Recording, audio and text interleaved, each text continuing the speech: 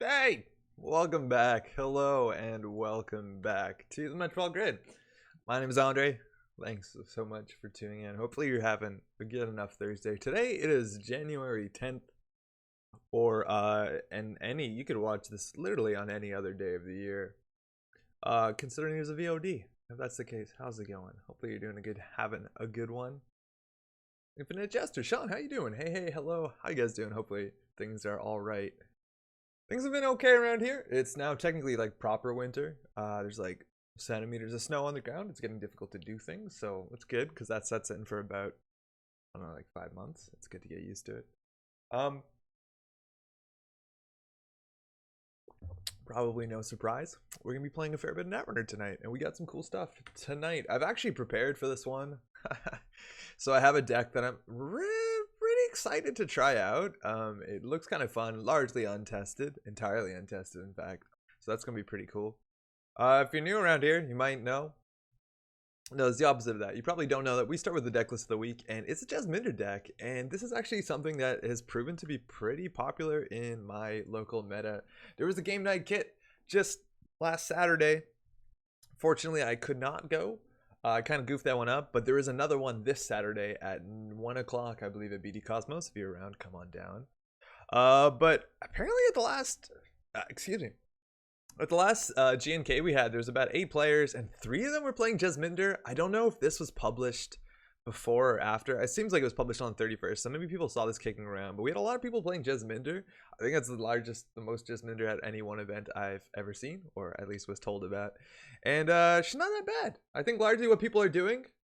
What today I thought was Wednesday till I saw your Twitch notification. Yo, Rob, how's it going? Welcome to Thursday, I suppose.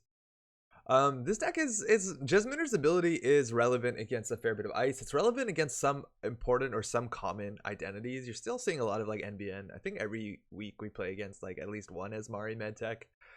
IP block is pretty popular. Not that we're running an AI in this deck, but Argus is really popular. Data Raven's a really good ice. There's a lot of reasons why this is okay. And on top of that, this is kind of the big new thing is that when Jasminder Serene plays DJ Fenris, you can go fish out your copy of Liza, Talking Thunder, Prominent Litigator. I think it's Prominent, but now this got a lot more, or a bit more consistent by playing Hostage in the deck, which is actually super cool. So that's what we have. I think we actually might have played against this exact deck list last week. I think we had someone at Hostage us on turn 1, which is pretty scary.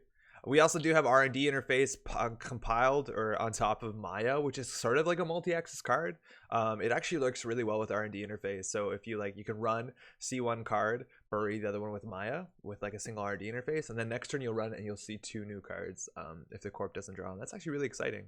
Hostage, for what it's worth, also gets you a value from Beth Kilrain Chang. So if you draw your DJ Fenris early, it's not that bad. It's not useless. And shout outs to this deck list goes to Sanjay, who apparently originally built it. And they're saying, this person's saying if you must have an AI breaker, you can drop a clone chip for an admin. I don't understand why we have 3 clone chips. Doesn't seem necessary, but it gives us some flexibility, so that's okay. It's not a card we want to draw in the early game, unfortunately. So maybe going down to 2 is reasonable. We're going to play a couple games with this before we jump into something a bit different. And we'll see how it goes. 16 games. Again, when I check like 20 minutes ago, there's usually like 21 games on JNet. Maybe there's like some breakpoint where people go to sleep that we're just like sneaking in on. What's it called? SC19. Stealth Jasminder. Oh yeah, it's also a stealth deck, which is kind of weird. You don't see that all the time in outside of Smoke. For what it's worth, you could also spend 1 influence if you really wanted to, if you really could find the influence to play like a single copy of Rebirth, so that you could just become Smoke and then have a stealth credit turn. That's not terrible. But we're just Jazz and we have stealth breakers, which is good if we want to run R&D once a turn and pay not a lot of money. Yo, Baza, how's it going? And VK, how you doing? Welcome. Happy Thursday to you too. Let's play some stealth.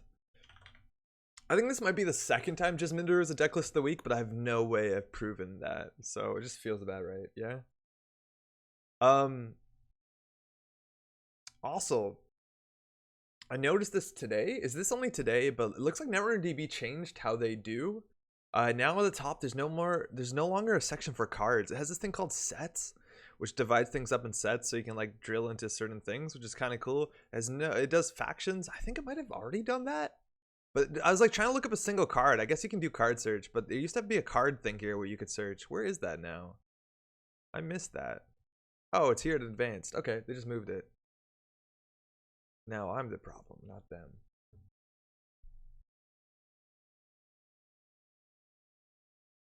So we're not that great against assets. That's sort of a problem with this deck. Doesn't have that robust of an economy. It's hoping that like everything we have to do is involves breaking ice.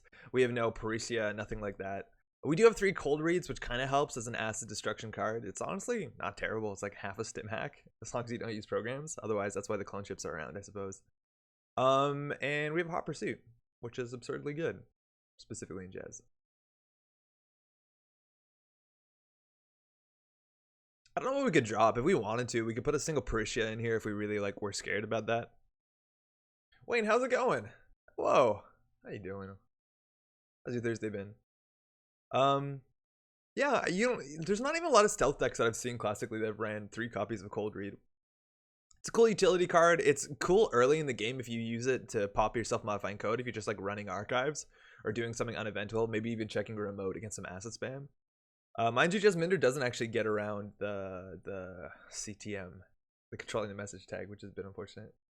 Wayne says, I'm currently playing Cultist Simulator. It's really interesting. I think they're updating that game. I read something recently that there's an update coming out. But that was like a game that was always on my radar because of the card game. And it actually looks kind of pretty. But I think from what I was told, it was like really hard to get into, like super unforgiving. How have you found it? BK says Cold Read is pretty mediocre. I feel about that. I could see that pretty easily. Okay, cool. Also we got Employee Strike. It's pretty good. We're playing against Sports Metal that has a relevant ability at just about all points of the game. So it's nice to be able to turn that off. We have Hostage in our opening hand, and that's probably good enough to keep because we can become DJ Liza turn 1, and that seems pretty insane. So we're just gonna keep that. It's a 1 of in the deck, and it's like a really, really strong card. They have Mulligan 2, which is pretty good for us. And let's just zoom in. I think that's reasonable, right? Parallel, how's it going? Evening, Andre and chat. How you doing? Welcome. Hey, thanks you too. Brick, what's up? It's another way to get the first $100 per dollar as well. Oh, that's true. You can power it up. Icing R&D, which is reasonable against Shape Pressure. HQ as well, and on card in a remote here. This could even be Agenda as far as we know. I'm assuming it's a Maryland, maybe even a Jeeves. It's not something we really need to pressure this turn. Generally these decks run a lot of like cheaper ice, so it's not unreasonable for them to end up icing archives, but we could like do Sure Gamble, Hostage, install our DJ Fenris, and then run archives, which would just give us 2 cards. Nothing really else in our turns out worth doing. I don't think it's fuck. Sorry, that was probably really loud. Excuse me. Jesus. Sorry. Noises. Yeah, I hear it now. Sorry. Fuck, I keep doing that. I gotta change the settings in OBS, my bad. So we can pull out DJ Fenris, we're gonna install it, and then we're gonna choose Liza Talking Thunder, and now we can run archives. Yikes. Man versus trees, that JNet sound level. Yeah, fuck. This will give us 2 cards. We avoid the tag. We have a setup next turn for daily casts, and if you don't know, Liza says first time you make a successful run on a central server each turn, draw 2 cards and take a tag, and we ignore the first tag. Whoa, they threw something out into archives, which means that this is something that we're gonna, if we want our free 2 cards, it's something that we're going to be forced to access, which is pretty bad. There's a chance we'd want to play our Employee Strike and run HQ just so we hit Agenda, they don't get card draw or credits. But I don't want to run anything besides first click into without any breakers into HBIs, because you're expecting a Fairchild 3 to be somewhere. Worst case scenario here is an Architect on HQ, and even if it is, they go down to 3 credits, which isn't terrible. Yeah, there you go. So there's a Fairchild 3, so they go down to 1 credit. We can just click through this. And there's even a small chance we would choose not to access, so we don't give them 2 credits when we find an Agenda, but let's find an Agenda. I'm assuming this in Archives is actually an Agenda, and we're going to draw 2 cards here too. See a Gatekeeper, it's good to know. And we can choose our hand. I don't think we need this. How many Netmarkers we got? 3. Doesn't seem that good in our hand right now. I think we're actually going to throw it out. And now there's very little they can do with this unless it is like a, what's her name? You know, the neutral one. News Team incoming. Yeah, it could easily be News Team. Like, I'm expecting it to be something really bad, and we're going to access this no matter what. We can always like go ahead and Hot Pursuit through here, but I think we want to play our Strike. I think we want to just do Strike, Credit, install 2 daily casts, and the next turn we can like Hot Pursuit HQ. At 4 credits are not really threatening anything. There's a small chance they'll score this if this is an Agenda, but I don't mind this at all. Oh, fuck. It's really hard to count to 6. How is it that hard to count to 6?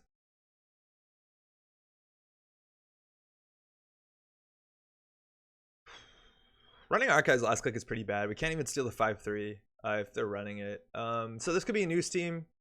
Could be a Shiku. If it's a news team, we only take one tag, but it's pretty bad. I guess we'll get a free card draw and find out what this is. Yeah, employee stock costs 1, doesn't it? How's it going, Tataki? So there's a Hyperloop. So the good thing is that they do gain the 3 credits, but they don't get the ability because we employee strike. So that's probably a fine time to check that. And now they have more money than us. If they are hard-hitting news for some reason, it'll be bad. And they have a lot of money now. So we want to dump 2 cards and then eventually Hot Pursuit HQ. And there you go, Icing Archives. We can force them to res it too, which is pretty good. Just kind of keep the pressure on. Because if this is what their ice costs, it's pretty bad for them. Icing up everything. Even if we like Hot Pursuit HQ, the chances of finding something good is relatively high. Alright, so I think we can just install daily casts, install cloak, click for 2. Again, this is such a big punish that we don't really want to run first click. Anything besides first click. Putting this down early doesn't really do much for us. It really does nothing, but it gets a card out of our hand. If we draw once, what can we draw into? Self-modifying code would be okay. It takes, as soon as we install this, we have to respect program destruction, but if we lose this, it's not that bad. I think we'll install it and just gain money. Yeah, seems good. Next turn, we can just pursue in. They must be flooded. Yeah, they did mulligan, and they did jam 2 things in the server 1. Like, I wouldn't be surprised if this was another 3-1, if it was like another Hyperloop. And now they just drew 3 times, so we're definitely going to check HQ. This is pretty likely to hit an agenda. Oh, yeah, this also destroys a card, so, like, there's no reason to install this cloak. Whatever. Pursuit leaves you tagged if you click through, so they kill Fenris. Oh, yeah, fuck me, huh?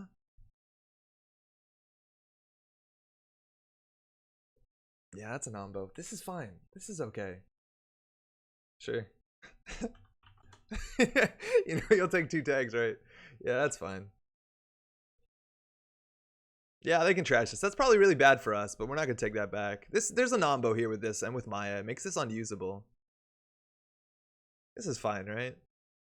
That's a game changer. We definitely want to trash that.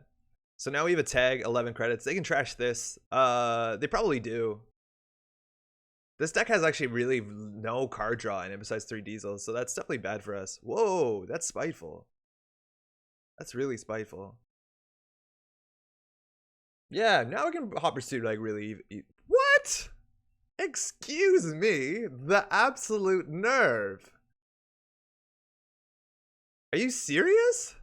Okay, they trashed everything. That's fine. Now we don't have to clear the tag, besides for Netmarker eventually. Yeah, I really don't think we do that. Run R&D. Yeah, we're going to run everything. They don't have 6 credits to res Fairchild, so it's pretty good. There's a news team, so we can actually just probably take tags. Cool thing is Maya actually works with news team and lets you bury it. So we'll just take 1 tag. Do we trash it? Yeah, fine. Okay, we're going to play Tag Me. So 5 credits if it's a Fairchild, 2 we can click through it. If it's an Architect, it's an errand boy. Oh, that's obnoxious. So this fires. They get some choices here. They're probably running a combo to some extent. They want to give us a lot of agendas, so we also should expect Meridian to some extent. Yeah, technically trashing this is kind of bad, but I guess we don't have Emakua, so we don't want to charge this from over. We got a Vitruvius. That's really good. They gain 3 credits. We could consider like dirty laundering here, but I don't actually think we need to. But they're definitely on Game Changer. They're probably on the other one too. Yeah, Cold Read's really doing nothing. If we hit something we can trash, it's okay. Our answer to this is actually pretty bad. It's Stealth. That's a fine luck here. That's not bad. I really don't think we need this. So we need to find something else. And a Turning Wheel is a reason to clear the 2 tags. That's our 1 copy of Turning Wheel. Yeah, we'll probably clear the tags. I think we could just get a bit more pressure in here. All right, that's fine. That's totally fine. They're down to 2 credits. We can just play the strike and go out. This does very little for them, but it seems like they're on a lot of agendas. This might even be the biggest agenda they have. The thing is, what do we dirty laundry? Like, I want to dirty laundry through this, but it gives them money, which is pretty bad. We definitely want to play strike before we get accesses, and running this is also an issue. We definitely shouldn't have trashed it, but they would have just overinstalled it this turn, so it doesn't really do. It's like, that's fine. Yeah, that's not great. Well, we can do that. I wonder if they trash the turning wheel if we install it. Yeah, whatever. We're gonna go HQ next turn. Remote is a gatekeeper? Oh, there's a big chance of that. Either of these are gatekeeper, but it seems best on the remote. Alright, 5 credits. Employee strike up. We're just gonna hot pursuit HQ. We can click 3 times. It really doesn't do much. Very likely to get a 1-pointer here. You want to find Giordorno before they lock you out R&D. Yeah, Giordorno's definitely in this deck, right? That's a hedge fund, so that's what they're gonna play next turn. Luckily, we do have 16 credits. So they're definitely on Giordorno. They're definitely on Game Changer. And what's the other one? Game Day? No, that's a runner card. This is the other one that came with this. Okay, now they can res anything. Now this becomes less scary. Fast break, thank you. Fast break is not trashable. Okay. Fast break, yeah. So we can run this. If they res, they go down to 6 credits, and then they can do the double draw thing. They're definitely running like multiple copies of this shit. Yeah, whatever. Lets them filter their hand, but like the pressure is not like this. Lets them filter their hand and shuffle cards into R&D, but the cards are better. They're easier for us to take if they're in R&D if they fire this. So it's like really not that bad. Now this is a 0 strength thing for the rest of the game, which is pretty good. If we find a self-modifying code, we're like really easy. We're real good down to go. So the feature's now to R&D. So this actually might be like a straight pure combo deck, and we have no clot. That's like a weird thing. I think maybe a lot of Shaper decks cut clot because sacrificial construct isn't a thing anymore. But with like 3 clone chip, I feel like this deck could find a clot. That being said, we're spending a lot of influence on hot pursuits. Okay. If they score this, they clear a strike, which is the worst part. And we know they're on a lot of 1-pointers, so like closing the game quickly isn't even that good. We just need to find something. That's technically something. I don't think we need to show we have this yet.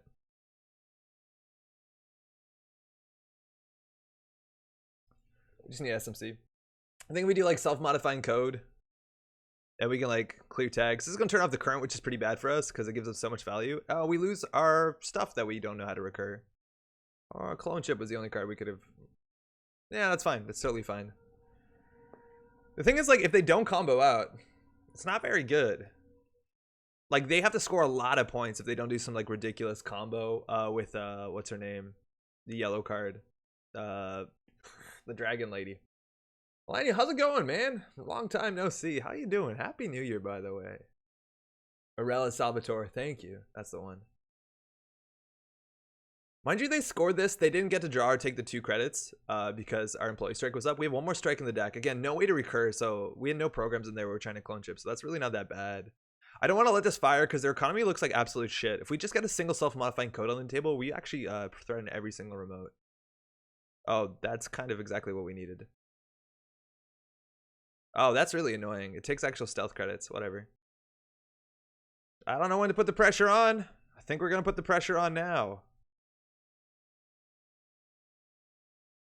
Doing this last click gives them like full ability, but it's not like we're pressuring HQ anyways. So we're gonna. This is actually like a really taxing sentry breaker. If we played holy shit, if we played Switchblade, this would be so easy. We're gonna see 2 cards, gain 3 credits. Big chance of hitting something shit like this, domestic sleepers, and now their ability's on, so they're gonna go up to 5 credits likely. Daenerys. And it's a Meridian. We saw that coming. Corroder breaks us for 3 credits, which is honestly not that bad, but we don't have a Corroder, and we know that's coming off the top. Happy New Year. I wanted to know your thoughts on Keyforge since that happened since last time I watched you live.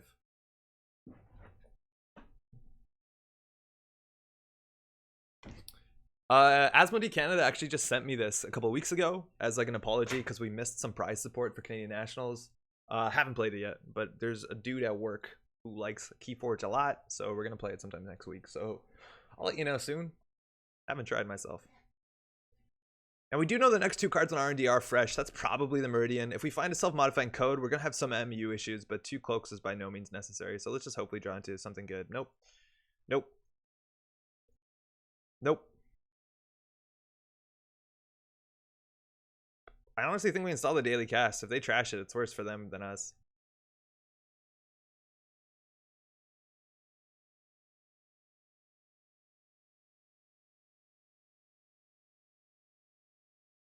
They're playing a lot of 1-pointers. And the stuff like this might have got a lot better because Well, turntable is definitely still prevalent. That card, that neutral card, the Shadow Net that lets you forfeit agendas, is no longer in system core. That's probably Aurella or not the sports grid thing. They didn't trash that. I think that makes a lot of sense. Okay, we definitely need to consider clearing the tags here because Netrunner is kind of a big deal. It's basically Desperado. If they score, they can do some ridiculous combos. I think we could draw once more. Diesel, huh?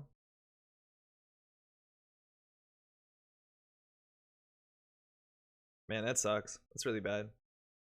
No way that we can install all the cloaks. This is okay for self-modifying code, but that's largely it. So this is kind of rough. Data Dealer is in though. Yeah, you're right, but it's 2 influence. I think I really like that game since I don't have enough free time to dedicate to brewing decks, learning the meta for different card game. I could see it. That's kind of a cool thing about Keyforge, I guess. It's easy to pick up. Future now being scored, probably only for 1 credit. This lets them tutor for any card. They don't have to show it to us. We don't know what's in server 1. Easily could be a Giordano, but mind you, they're only on technically 2 agenda points, somewhat 3 agenda points. So they still have a lot of work to do. And I think this is the only agenda that's bigger than 1 point. And we found one of them.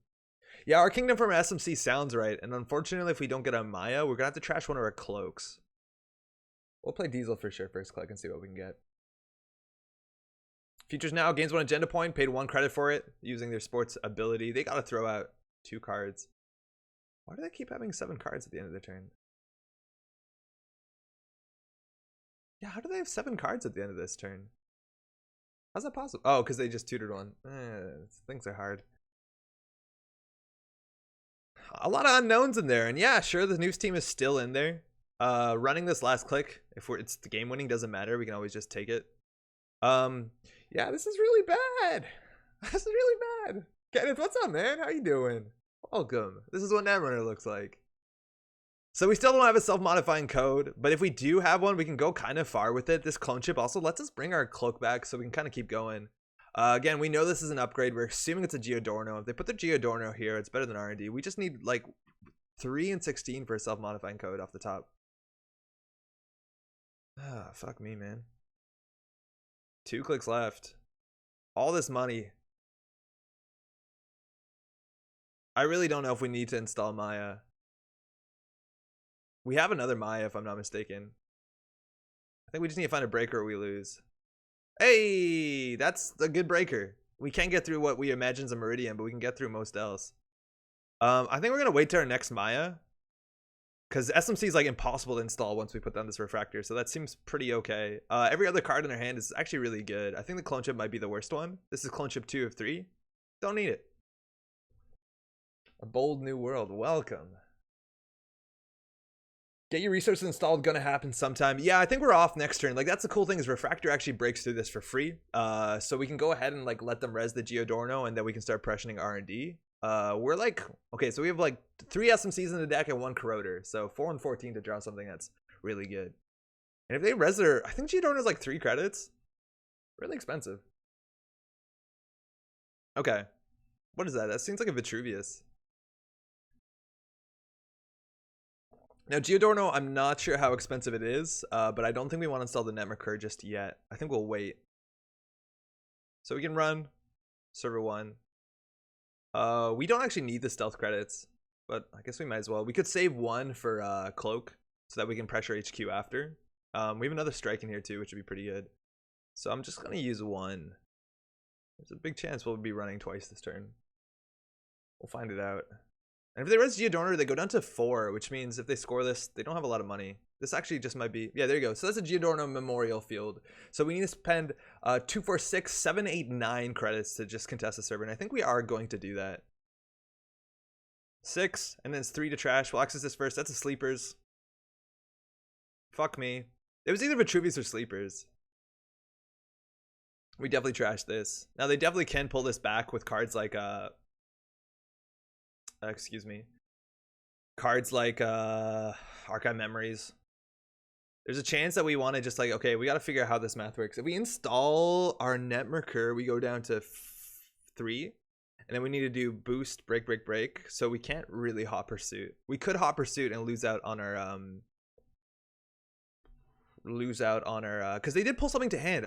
They definitely didn't pull the Giadorna because it was there, and they didn't pull the domestic sleepers, so they probably pulled something like a fast break. So I think we actually just want to go ahead and like slam Hot Pursuit and wait out on the Nemerkur value. I think we also want to wait out on the turning wheel value because we just don't have enough credits. I think we want to put the pressure on. They pulled something to hand, so this is definitely worth something. We actually break this relatively elegantly. By elegantly, I mean 3 credits. Let's go. We're only gonna have, we get the money before we access, which is sweet. Hot Pursuit isn't like dirty laundry, and there's an archive memory, so we're gonna have to deal with that Giadorno again at some point, which is not great. But otherwise things are okay. He guesses. Finally, that SMC that's so good right now. Fuck me.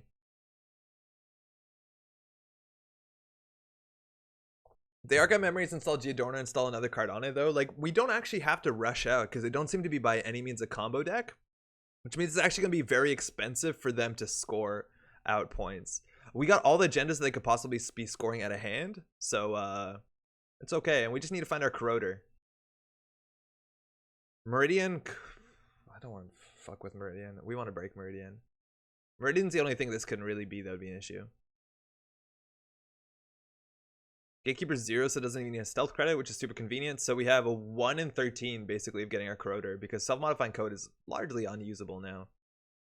If they score this, they go down to 2 though. So again, we're pretty sure there's a Meridian in R&D, so I think we're just drawing. And then we'll probably like Dirty Laundry HQ once, which will give them money. Man, Cold Read's not that good, is it? They are a combo deck, says Rob. Okay. Insider information's good.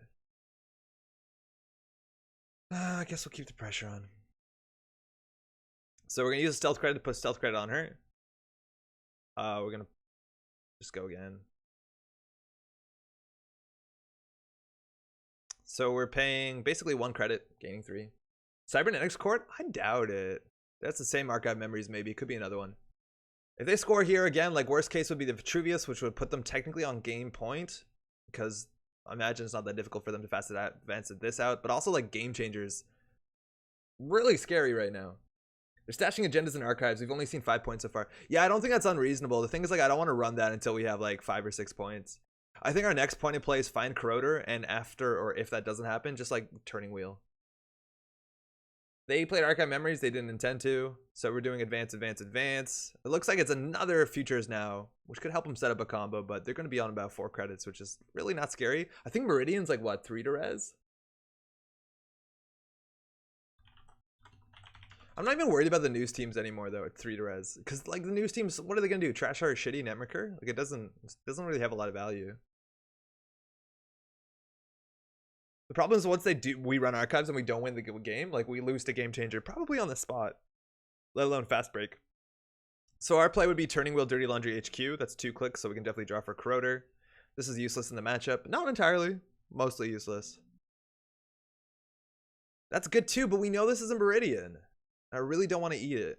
And we just, like, we've been so inconsistent with our deck. Like, we have 9 cards left in our deck, and we still just can't produce a Fractor. That's Anarch problems, right? And they're definitely not playing a Kawa project, so running last click into HQ is by no means a mistake. We actually could draw there. We probably wanted to draw there. We don't need the money. We will need the money. They're definitely posturing. Like, they did play Archive Memories last turn. It seems like they are posturing to play Giadorno once more. We hit a Biotic Labor, which is also scary. We can't threaten that, but luckily they have no money. Different game if you hadn't floated the tag, huh? Well, that being said, we've only run HQ like 2 or 3 times. I don't think it would be that different. And then we'd have problems with all our other copies of... We played every single copy of Hot Pursuit. Fucking stock buyback. Woo! Yeah, that's a fun one. Okay, so yeah. VK, you're saying like just eat it and R&D lock them. I think that's probably not wrong. The thing is, I want to do that on a turn when we have all our R&D interfaces set up, which is not exactly right now.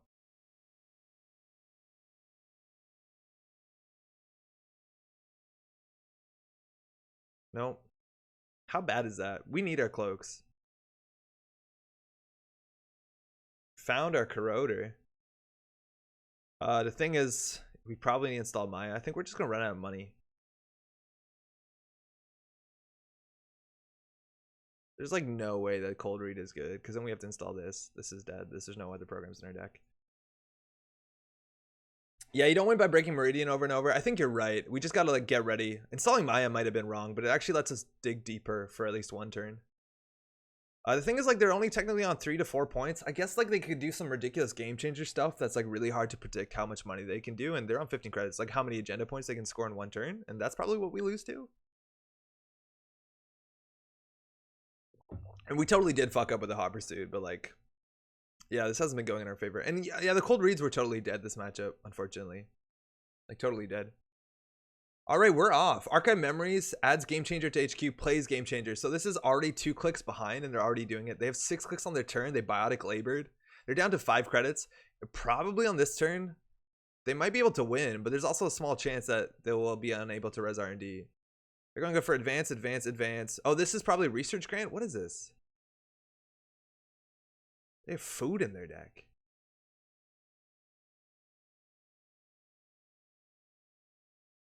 Huh. Okay. That's in there. They're on game point. They win next turn with the domestic sleepers. So it's we win now or we lose. Yeah, no early SMC totally hurt the value of these things. They're now technically useless. So I don't actually know. We definitely run R&D last click. I don't think we no longer need Corroder. It went an awful way to score food. It was a bit expensive. So I don't think we need to install Corroder anymore. There's a small chance this is vanilla. I think we can just install R&D interface. Run R&D. There's even a small chance we could let Errand Boy fire. It really doesn't matter. I think we don't let it fire the first time, and then the second time, if they choose to draw, it's really bad for them. And then last click, we just run Archives. I think that's fair. Like, we really don't have to break this. So run R&D twice and then run Archives. Let's just really hope this is the Meridian that they can't afford to res. Maybe this is an advanced assembly lines.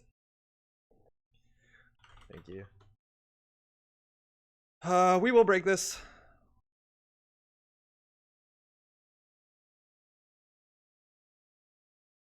We generally don't need money. Again, like I'm pretty sure they're not in a Kala project, which requires 2 credits. That being said, we still have Net Recur. And we always remember to Maya once per turn after you access a card. So we're gonna Maya that. We lose anyways. We just don't want to trash it. Kronos, okay. So we're on 4. They have a decision here.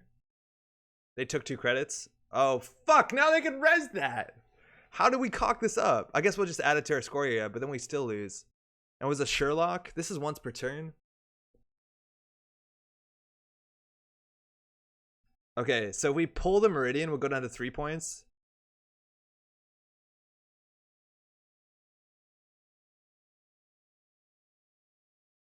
Okay, so we still run R&D, and then we run Archives. I think we run Archives first. Apathy, how's it going? I want to hand them clones are now people. Speed metal. So I think we run Archives. The tags really don't matter on this anymore. Let's just see how bad it gets. We still have 3 credits offloaded here. Looks like we're in.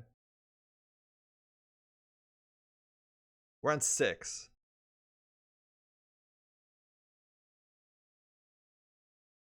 Okay. Question is, what's this? Doesn't matter. Now the thing is, we'll definitely take the tags. Now the thing is, we avoided one of them. If this is anything bigger, it's an issue. We could see 1 off HQ, or we could see 2 more off of R&D. There's definitely 2 more off of R&D, and none of this shit matters. The thing is, like, if this is a Meridian, we have to find a Vitruvius. So yeah, okay, maybe this works out for us. R&D sees 2 no cards, yeah. So we're gonna add this to our score area. They gain more money. So we're technically on 5 agenda points. And this, yeah, fuck it, we'll break it. It doesn't matter. We'll break it. We'll place a credit. Then, so we took 1, 2, 3, 4. Money doesn't matter. This is our last click. So we need to find either 2 singles or 1 double. Why break? Why not break? We're going to lose next turn no matter what. There's no reason to access with money here. We still can't steal a Kawa project. There's no NAPD. So this is a Sherlock 2, which is a wild card. Why is that in here? Fairchild 3, that's a bad start. And Distract the Masses. That's not how you win. All right, I think we totally could have done it.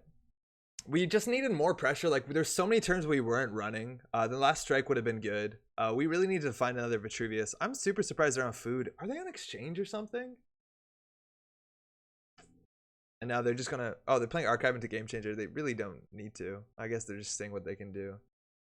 Second GFI and HQ, I guess. It's not unlikely. Like our R&D pressure seemed pretty good. We could have considered running HQ, but here we see 2 cards. Here we only seen 1. And we saw what we might have been the second Archive Memories. So it could all just be in there. They're saying this was an HQ, so it looks like there's a food in there. Yeah, we just need to get breakers. The fact that we couldn't pressure R&D when we had R&D interface down was actually really bad. Thanks for the game. Now the question is like whether this card, I'm aware that we didn't have a self-modifying codes, but whether cold read is even worth it. Because if you don't have your codes, it's bad. If you do your self-modifying codes, it's still kind of clumsy. That's not great. They got a combo off. So like I've seen this in a lot of cases, people running the like, you know, all these cards that are pseudo agenda things, and like they're not that bad anymore. It's people are not playing Fansite or sorry, ShadowNet that commonly, so they got a lot better. But like Giordano, I think they could have easily sealed the game if they just put a Giordano on R&D and then maybe comboed out of hand. But yeah, it's a strange archetype. Potential values versus always value. I feel you, and like that's the thing, Parallels. I don't even think the potential value is that strong as the card. Like if someone said you could always get like a 4th to 6th Dirty Laundry somewhat, I'd be like, we already have a lot of other stuff. Yeah, ShadowNet is gone. It's no longer in like the Nisei system core. It's because they rotated Terminal Directive. We'll do one more with this, and then we want to try some other weird stuff that we got. Prepared a deck for tonight. Feels pretty good. Opa.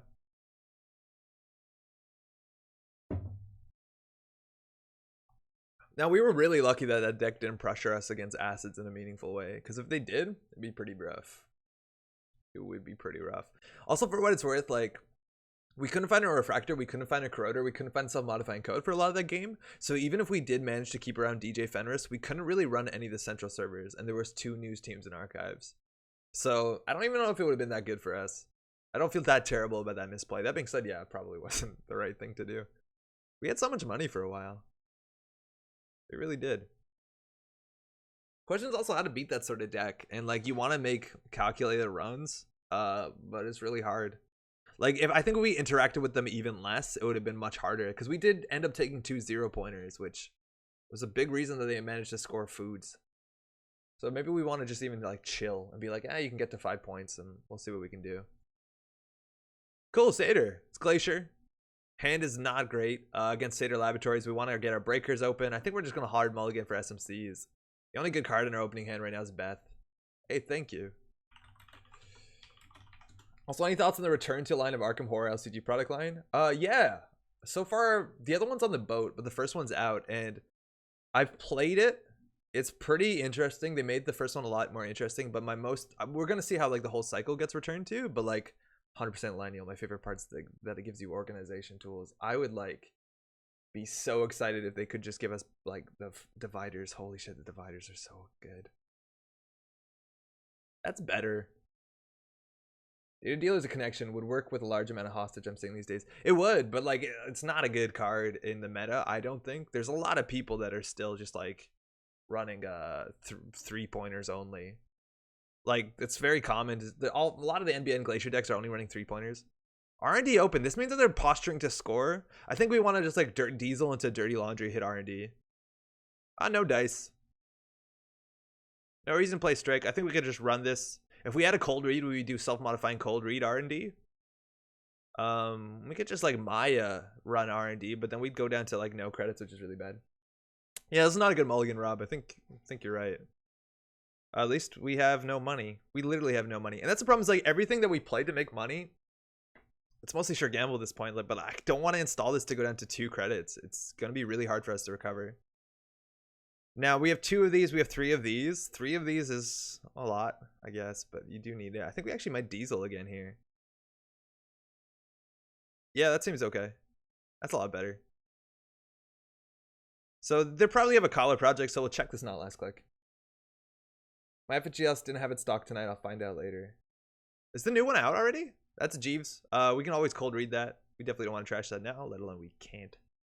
We can threaten SMC, which is kind of cool. It threatens Clot. And clone chips are better in this matchup than they were in the last one on the basis that that we can now reuse that single self-modifying code. Employee strike, not that big against Seder Laboratories. If you watched last week, we played against the Seder Laboratories, and it changes how we play, but their ability didn't even fire once. It's like probably not even worth playing this unless they play like enhanced login protocols, which is not unreasonable. That being said, I think we have like 6 run events. That's probably Jeeves. This does threaten Clot. Oof. NGO? What is this? I don't know. It's an NGO. I found out. All right. Let's draw into... We can like drop this cloak, get our engine going, but again, we go down to like 0 credits. And they're technically on 8 plus 4, which is a bigger number. Not that I can't do simple mental math. This is like the chance where we install Maya and go, but we'll draw once for like Laundry or Gamble because we want to play that first. So we don't have a stealth credit. We'd have to pop this for stealth credit, and this is only worth Croter now. Whatever. Oh, Dunwich dropped today. Oh shit, yeah, okay. I gotta figure out if we have that. Eli 1.0. Fuck it. We need our Corroder. It breaks it for 4 credits. Let's see another card. This is not great to run last click. Are you serious? There's double Eli off the top? That's obnoxious. I wonder where that's going this turn.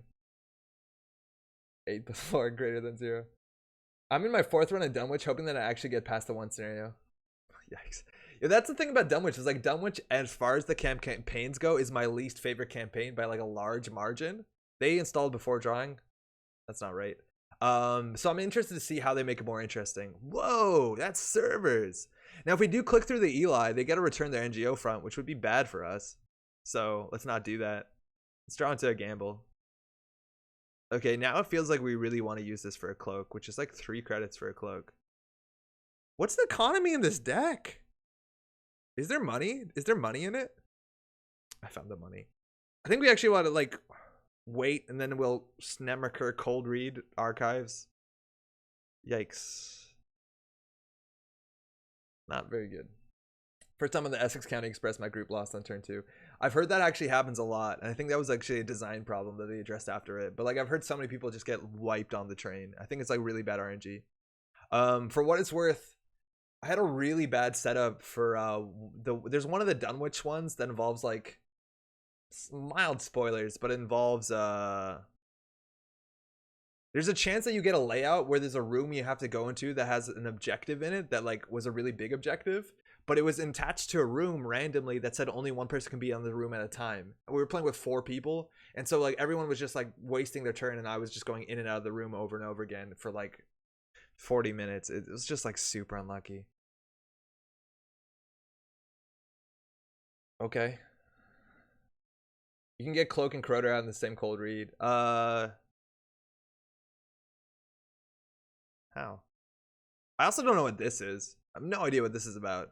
But like we just don't have money to do anything. So I think we need to set up. So what I want to do, this says when you first time you spend at least 1 from a stealth card, this is a stealth card. So we can just like run archives, install on this, get the thing, get the thing.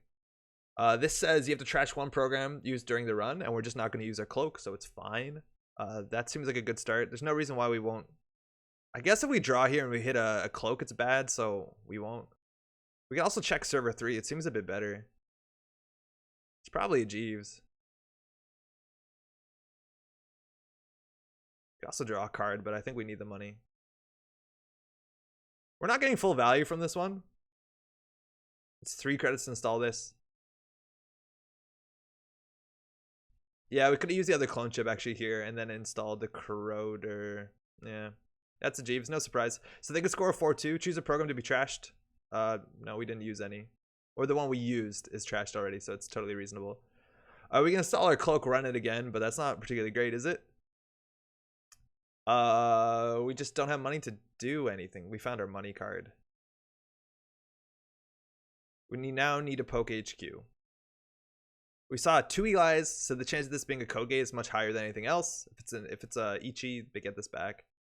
I guess we can show we have this. It's not that big of a deal. If we run archives, we just gain a credit. So I think we don't do that. I think we draw once.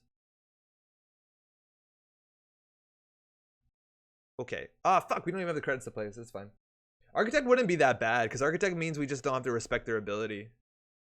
Architect last click is disastrous, but like it takes their one card out of archives out on the table. They have to unice it largely, so who cares? All right, they drew 3 times. They did play a current. Luckily, we get around the current by playing this card, which we can't really. We have 1, 2, 3 credits, so we can't even break anything. Like we just literally have no money, and we can't poke archives anymore. So I think we're gonna draw once and then click for 3 credits. That's not a good draw, is it? So like we need, like worst case scenario, we're expecting to be a Fairchild 3. So that would be, we could just click through it if we do a first click. But that's 1 to boost. Yeah, then we can do it if my math is not right. And then they have IPO to 16. Okay, so if we play this, we go down to 1 credit. So we boost this, that goes to 5 strength, so we're good. And then we have 1, 2, 3. Yeah, fuck it. Let's go. If it is a hard end the run barrier, which it's not that unlikely that their deck has.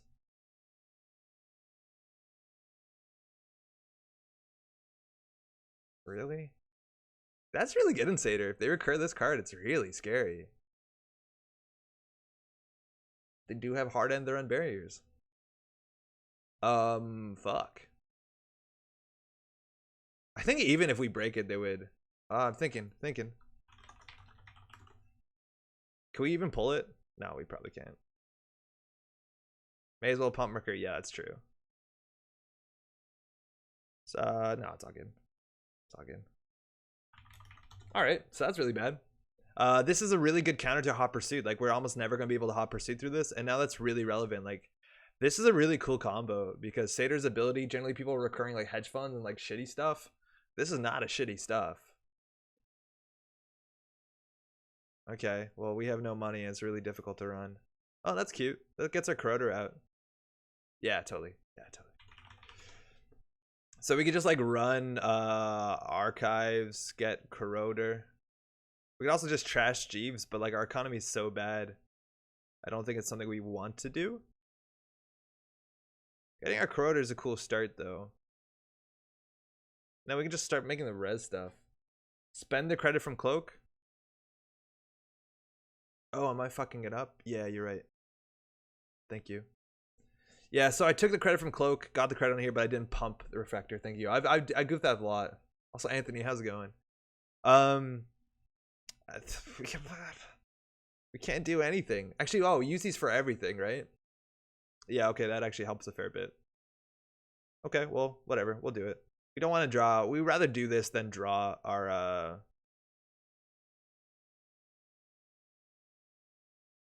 Corroder. Like, we don't need our Salmavenko. We need it for misdirection. Choose a program trash. Nope, thank you. And then we're going to take 2 from there to install this because we really need to do something. We did interact with them. We have no money if they hard-hitting news us, but it seems like they can't. What the shit? Woo! This is cool. Ramen Rai. So they can spend a click to replace a card that they just drew off their mandatory or off their Jeeves triple with this card. So they just revealed a hedge fund and swapped it for an IPO. That's probably not worth it. This also means that they likely have more than 6 Jinteki cards, which is pretty wild. Cold Read a little better this game? It is, but it's not great. So what card is they playing? It looks like they're kind of a horizontal deck, but they spent a lot of influence on this one. That's super wild. So we want to turn this off. It's not that hard for us to do that. Thimble Rig is not unreasonable considering how they're playing. Snare is also technically a possibility, but doesn't seem like it helps their deck win in any meaningful way. Besides maybe we end with a tag because we spent 2 clicks. Yo, Jogging, how's it going, man? How you doing? We definitely want to run once a turn. I'm assuming that there's an agenda here that can score an agenda in hand, so like playing the strike isn't even beautiful. I think we can let them score 1 agenda, he said, and then we can like strike him out after that. Like we're probably just gonna click for credits here. If we run, it's a double, which is really bad because of this 1 current. Then that's, we called it. We said this current was pretty good, let alone we did throw out 1 strike earlier, and that was the only reason we want to keep strike. I think we're just gonna click for credits. Next turn we're gonna be able to play this. Almost this turn even. And Maya's good. We know this is an Eli. Eli's 300 credits. Swapping hedge for IPO any better than clicking for a credit? No. No, it's not. But you can use this though, so you might as well get value. Timber Rig and BC is a heck of a combo. Yeah, right? Border control, you had to move it around. That's really cool. There's also a big chance that they're running like border control plus what's the name of that dude, that one like upgrade that says if they break a subroutine they lose a click? That's a combo. Now, luckily this is only one, this is almost free to get through, so it's a good start. It is 2 clicks though. So I think we're gonna poke HQ. We can play strike, or we can just run HQ. Yeah, whatever. We'll play strike. It forces them to score. There's a chance that we don't play strike just because we want our NHQ a couple times. Like, it's either this and then we basically play a double to run anyways. Mason Bellamy, thank you. Didn't the break -1 click guy rotate? No, he's in System Core 2019. He got rescued. Got lifeboated. Okay. Alright. Thinking. Man, when JNAV breaks and you get this like constant typing there, it makes me so anxious. Alright, so we're pretty sure this is an Eli. No idea what this is. I'm assuming it's a Bellamy. Hell, if it's like a Heinlein grid. Ugh. Ugh. But we could like strike run this, but it doesn't feel that great. Like, it's almost definite that it can score an agenda from hand. Whatever, maybe they can. I think Ramen Rai is now much better with border control as a valid swap target. I agree. Sater is cool with it too. Yeah, the idea is that they can just play border control over and over again. But like, what are they gonna do? Border control here for value? So we're gonna use this. Place a credit on here. We could actually draw a card, which wouldn't be the worst. I think this corp ability is undervalued. It tends to work by making runners not want it to fire. So it fires by changing the runner's playstyle. Yeah, but that's fine.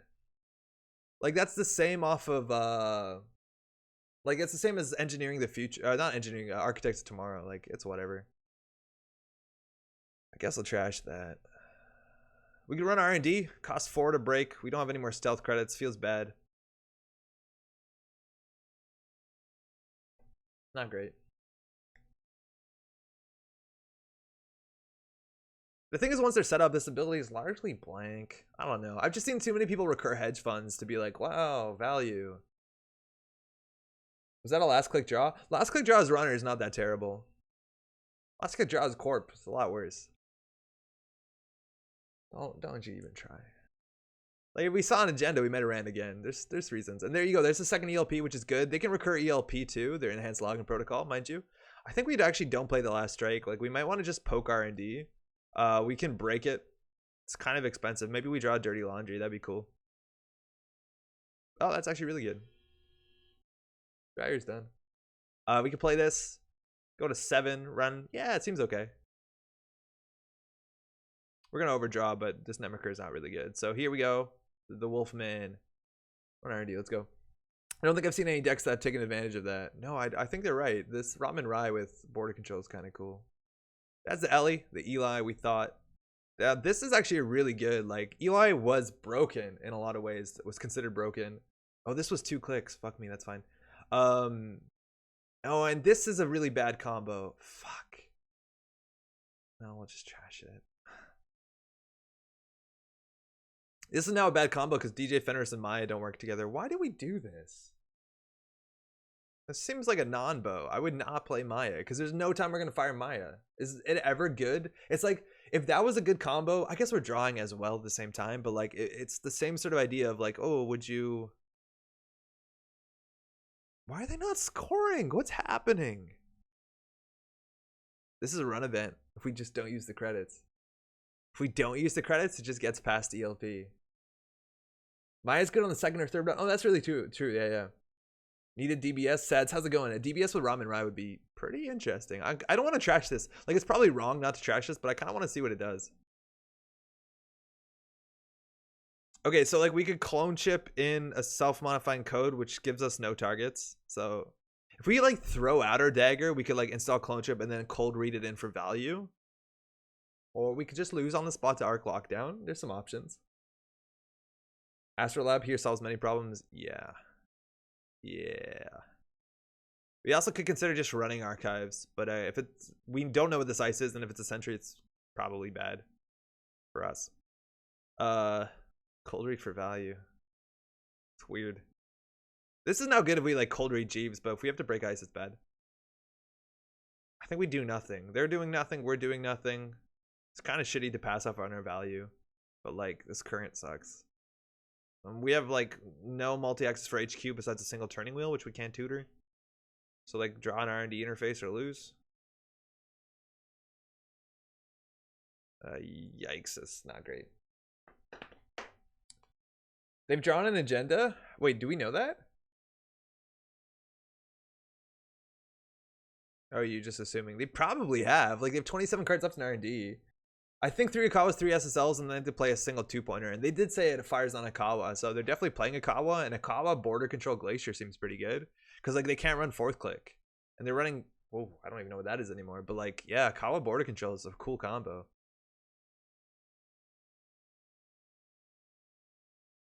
Install credit. So that's also wrong. They want to do credit, and then install. So Jeeves will fire. So they should be at 21. It's not really going to matter, but technically wrong. It's the best kind of wrong. I don't think it matters. We're only going to run here once. This is 2 clicks, mind you. We still have enough money. We can always use this money to steal a Kawa project, so not the worst. Archive memories. That's the sort of card we want to bury if we could. Bath is really good. That's an extra click. We could consider hot pursuing, but they'll probably just border control it. Would I pay 2 credits to lose a border control in HQ? Yeah, almost definitely. Almost definitely. I think we just do it. Because otherwise we just run HQ like 3 times. What was on the top of the deck? What did we see on top of the deck? Sorry, I totally forgot. Archive memories or something? Thank you. Francis, how's it going? It's doing nothing better for us or them. It's better for us because we're slowly getting money, but we're not drawing. We have to run once a turn. We've already drawn once, but this is good for... Yeah, fuck it, we'll go. If they pop this for it, it's like totally fine. Do have to use these. We can actually let them have a credit. It's not bad. We'd have 1 extra credit.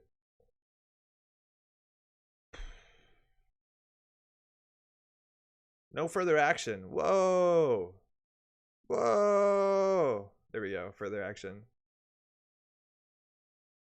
Border control ended. So we can run HQ here. We can't steal a Kawa project, but whatever.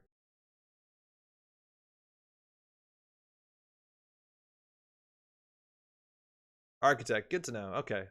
We can deal with that eventually. Archive. Thank you, Francis. Welcome, by the way. I don't recognize that name. How you doing? All right, so we know they have an architect in hand. We didn't get our Beth down. They now did their credits right, and they probably just put an architect on HQ, and they're literally doing nothing. We eventually are a late game deck, right? We have 2 R&D interfaces, so maybe we just set up for that. So I think we're not going to run this turn. We are spending like what? 1, 2, 3. We pay 1 credit to draw 2 cards and get an access at the same time, which is not terrible. Like, I think we continue to do that. I really wish we could cold read here. I think we could cold read and trash like a cloak. That's pretty... Saves us a click. I'm going to do this.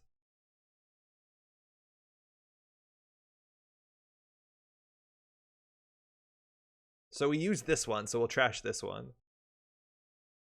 2, 3, 4. So we can do... Oh, we don't have the money. So that 1, 2, 3. That's all we can take, right? Ooh, just getting back to Netrunner after dropping during Mumbad. Hey, a lot of people did that. Welcome back. Mumbad was a bit rough. The game is in a way better spot.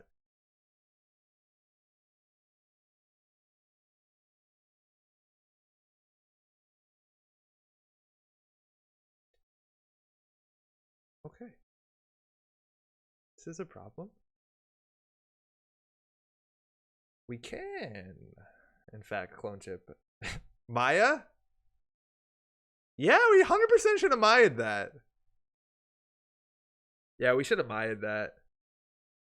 We have misdirection, though, which is not the worst. Now we freed up our MU for, like, clone chip SMC shit. But we 100% should have Maya'd that.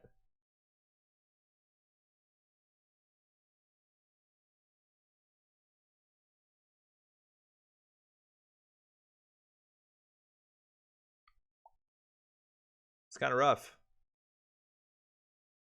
We're just gonna click for 2. The thing is, like, yeah, we definitely want to Maya that, because now every single fucking operation they draw with Ramen Rai is a hard-hitting news, which is kind of wild. You saw that? I think Bayokin was playing like a CTM deck with Ramen Rai, and that's really kind of cool. I could see that being done in NEH relatively well, too. So, yeah. Yeah, we definitely should have Maya'd that, but it looks like they're just going to draw it. Seems reasonable. 4 advancements. That's a big Vitruvius. That brings back their border control. They're on 19 credits. We're on 13. This is still on, mind you. We could actually threaten the remote server, and Jeeves did give them the value that turn. So, what do? I don't think we have to do anything. Doesn't seem like they're only on 3-pointers, but this could be a 2-pointer. Like, they have to run a 2-pointer a lot of times. Installing both of these is okay. We want to find R&D interfaces. This is now dead. It's absolutely dead. There's only 2 connections in this deck, and we're holding one, and the other one's on the table. We're going to need to install our dagger, which is only 3 credits. So that's not that bad. I think we can draw once, and then just like, oh, there you go. Just slam these 2. Oh, I don't think I care for this deck. I really don't think it's my style. I'm going to say that. You're going to see the deck that we're playing tonight after this, and you're not going to be happy with me, but we'll see. Especially for Francis, who just came back. And maybe we play something a bit poisonous, but it'll be at least interesting, I hope. 19 credits. We didn't run. Don't have to respect hard-hitting news. Definitely wanted to Maya it. Now I think we put down our R&D interface and just like go to town. Just go to town. Install advance. Threatening the Ikoa. So far we've seen 2 NGOs. So it's likely that this is an agenda. Haven't seen any biotic labors. It's unlikely if we get into this remote, like we're probably still punished anyways, and then they pull the border control, so I don't want to steal the Ikawa. I'm just gonna go on HQ. Like we probably R&D. I don't think we're winning this one. This is double click. Yikes. And sure we can get hard-hitting news too. This deck needs more crowdfunding and less being shaper. Yeah, right? Crowdfunding is a good card. Voting machine initiative. Okay. That's wild. Load testing. Oh, what the fuck? Are they booming us? This is what they play with hard-hitting news. Okay. So if we run again, we can Maya it. It's one of those. Yeah, right? It is definitely one of those.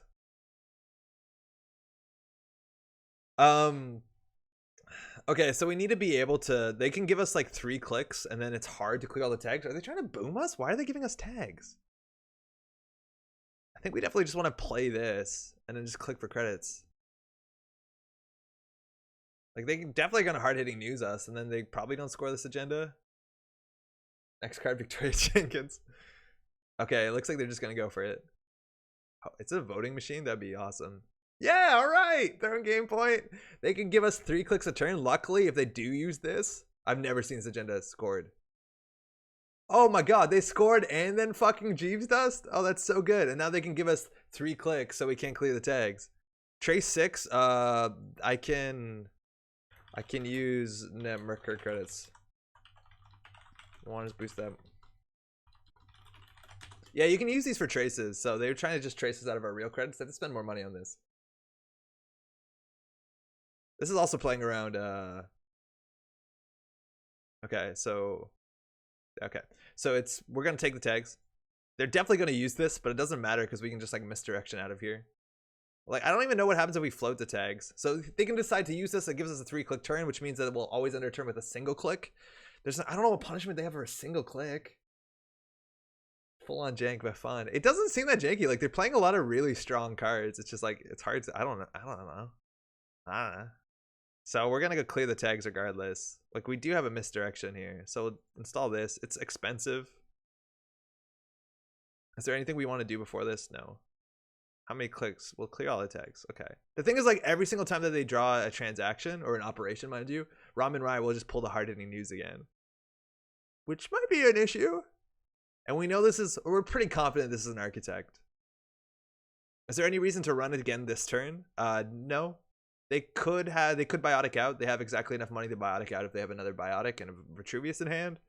Well, that's largely it. We'll run next turn. Hopefully we win. Can they exchange their voting machine for theirs? Yeah, right? And we get the counters.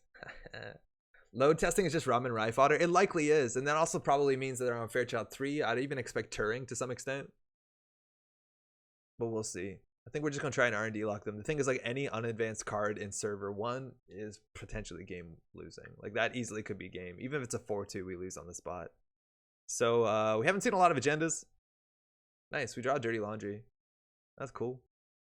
They can choose to use it, give us one fewer click. That gets it a lot harder for us to get around. This gets, like, I think they're playing this also for the value of Border Control Akawa Project. Like, it's really hard to steal. In theory, we should charge this remote, but, like, Architect is so bad. I think we're just going to try and lock R&D and probably lose the game. Seems fair.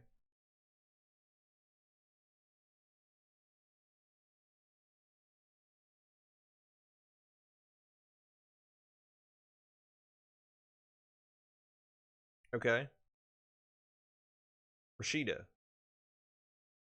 I'm gonna trash that. Okay. All right. So we're on game point. We have 7 credits to our name. If we run R&D, we see 2 more cards. That's pretty good. If we double click through, it's really bad. Damn, you're good. Yeah, you know it. 5, 6, 7. I wish we had more stealth credits. Oh, we don't actually need them because we can reuse Netmercur credits for Netmercur. There's even a chance like we Maya and then run again. Like we can see 3 cards. Go back and close this out. Yeah, we can see 3 cards. There's a chance we just lose right here. The thing is like we can't contest anything really. And we just need to make sure we have another click for Akawa, so it's best to do this here. So we're going to use a stealth credit. It's just free money. And hard-hitting news might be an issue here, but... Excalibur. We have no answer to that. We have no AI in the deck. We're going to go ahead and Maya that. Excalibur bind you border control. So good. Gatekeeper. That we can answer relatively elegantly. It's been nice watching you play, but Critical Role starts in 3 minutes. And that's where my new addiction. See you later. Good games. Hey, thanks, Laniel. Enjoy your show. Well, border control is a problem. We probably lose. There's a small chance this is a 4-2, and then we want to trash Jeeves first. But it's very small. So we're just going to throw out the useless cards and probably lose here. It's likely this is just a 3-2. And we just never had that. We just don't have the money to put down a dagger. Oh, it's a Jinja. We're still good. Game on. And so what do we see right there? It was a Gatekeeper. And so now they drew the Gatekeeper and they have Jinja City Grid. So we know what this is. They could reveal it and put it on server 1. That being said, Stealth deals with Gatekeeper relatively well. Refractor, I think, is 2 boosts actually. That's pretty bad. Ramen Rye reveals Gatekeeper from HQ, swaps it for border control from Archives. Ramen Rye, pretty good. Looks like there's a border control out here. If they res it though, and we don't break its subroutine, this does make them relatively poor, and we still don't have to contest this remote. This seems okay. If they res this and spend another credit somewhere, like low testing. What do they do? So they did Ramen Lie, install low testing. Okay, so we're gonna start with 6 credits. And they get voting machine initiative house. This is wild. They're not using it. Great. Okay. Imagine fucking this thing was on too, the enhanced login protocol, how many clicks we'd lose to some old nonsense. I think we definitely run this. It's 2 new cards. If this is an architect too, like it'd be pretty hilarious. I think we definitely run it. Like we break it for free if they do res it. They can wait for us to get through the Eli. But here they're poor. Like we could run this, break it, and then just jack out after and click. A guy in my meta will love this deck. Yeah, right? This is kind of cool. Luckily only 2 for Crota. Crota not losing out to the restricted paperclip. Now we could break this for 4, or we could just jack out right here. If they break it for 4, they can decide to trash the border control. If we break it for 4, we have 8 credits. We'll still have money to steal. I think we're going to go for it for sure. We draw 2 cards too. There's a small chance if we draw, we can still like credit hedge fund if we draw our last hedge fund from this off the 2 from there. We do ELP. Oh no. Oh no. Not a lot of clicks here, but we finally do have more money than them. So we can hedge fund out of here. What do we not need? We definitely want this. If they play it though, we can just like hot pursuit them because they can't res an architect. They could do triple credit, play hot pursuit, then they could. Clone chip seems like the worst card here, but we still have a game. Maya ELP, but we'll take a tag at the end, which we can't. Like we want a Maya on the second run. Yo, Kevin, what's up? I don't know what I have walked into, but I'm kind of cheering Crusader. Yo, I don't feel. It's not terrible. It seems okay. Now they can use the voting machine. Now every single run is a double. I think we're just gonna drop our. We need to get this down at some point and just run HQ. Seems pretty good. Man, Ramen Rye, like low testings for they can just like constantly play ELPs. So we saw something into this. So we know the top card of R&D, so no real reason to run now. So there's a small chance we win right here. We could also play Turning Wheel first. Doesn't seem terrible because we break this for free at some point soon. Just hoping this isn't a border control and they stop it. John, how's it going, man? Trunning? Netrunner. I see what you did. There's the archetype. So we saw that. That's a stealth credit. And then 2 more. I feels like we have a fair bit of dirty laundries in our deck. Oh, just 1. Only 2 cards left in our stack. We're going to drop both of them. We're going to take a tag here. I won't forget. Low testing. Do we clear the tag? Yeah, probably. It seemed like a deck that they're really keen to tag me. They have no money, so this seems okay. It's always called it running. Are you coming on Saturday, John? They're down to 1. They're definitely going to get 3 with Jeeves and then do something. And we do have a Dirty Laundry for R&D, which is kind of risky, though, to Dirty Laundry through the border control. The VMI fires. We do get a credit from the Beth. I think we probably want to. We definitely need to keep this misdirection, which is really unfortunate. Like, we have all the shit that we need and not enough MU for this. As long as it's 3 rounds, yeah, I think it is. Why am I the second run if clearing a tag is cheaper than running twice? That's true. It depends what you're doing on that turn. Like, ideally, that's what you do, right? But on that turn, we wanted to draw into our hedge fund and then, like, play our hedge fund. Otherwise, we'd be stuck in no credits. Like, we didn't want to clear a tag there. We could Dirty Line HQ swing R&D. Yeah, I think that's what we're going to be doing. For what it's worth, actually, now DJ Fenris is kind of just a liability here because he can't draw anything anymore. I think we're definitely Dirty Laundering HQ. And then we might even play the second RDI and then swing R&D.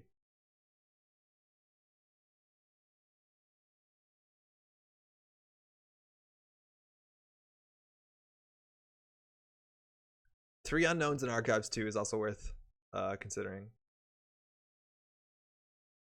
I didn't check the cards that they use with Ramen Riot. Are they discarded face down or face up? I'd assume for rules they'd have to be face up because you reveal them, right? Yeah, you reveal it, so they should be face up. Okay, so DJ Fenris now did fire, so we could install this, run HQ, run R&D. That means that we can't steal a Akawa project, so I think we just run this turn. Yeah, it seems fine. We also could see 3 cards and Maya one of them. Yeah, it seems pretty good. We could also consider playing this, but like, I don't know, the game might just be over soon. So we can get our free stealth money. I wish we had another stealth. It'd be pretty good. Eli, pretty good. We know 1 Eli on the bottom. They haven't shuffled their deck either. Let's go C3 cards. Find that FC3.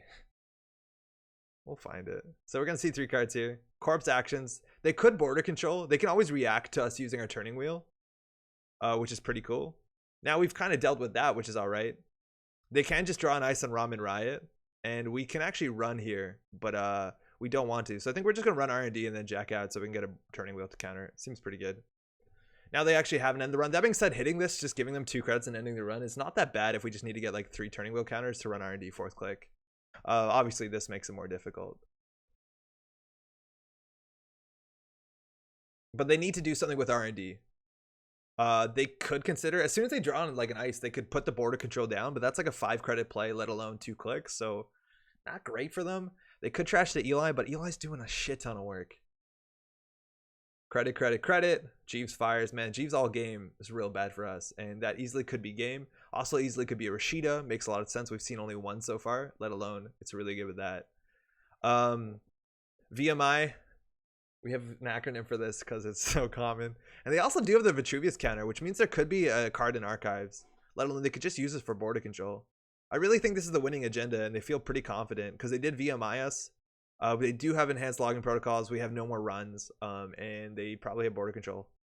So I think we're just gonna run R&D. Thinking. Okay, so we gotta plan out how to see the most accesses. 2 Rashida and archives, really? Oh yeah, shit. Okay, likely game-winning agenda. I'm assuming that they have some way that we can't get in here. Gatekeeper we haven't seen in play. That's actually difficult. It's 2 stealth credits. It's kind of annoying. Let alone 1 subroutine doesn't really matter. We could run this. That would give us 2 clicks. So give us a counter. We could run this. Then we'd run last click, which is kind of bad because we can't steal a Kawa project. So far we've seen 3, 6, 9, 10, 11. So still 9 agenda points between this. Our HQ pressure hasn't been the worst. I think we just run R&D. Just straight up run R&D C3. We can install this, see another card. But then we're super dirt poor. And there's no way to recover from that. Alright, let's go. Eli's good. I don't think, like, we have 3 clone ships, and sure, they're a bit more used in this deck, but, like, man, Lady's good again. We have the 2 credits we need. We have 6 credits altogether. Let's go find the winning agenda. IPO, it's fine if they draw that. Turing, that technically does become, that also makes sense for load testing, but that does become border control. GG. Good game. All right, so we played around this card for most of the game on the basis that we always wanted to run with 2 credits, 1 click left. This fires their ability, gets them a free border control. I no doubt they were running 3 of these. Bounce twice for more turning wheel. Jim, what's up? Then we can't because we lose 1 click to enhanced logging protocol, and then we can't steal the Kawa. Oh, no way.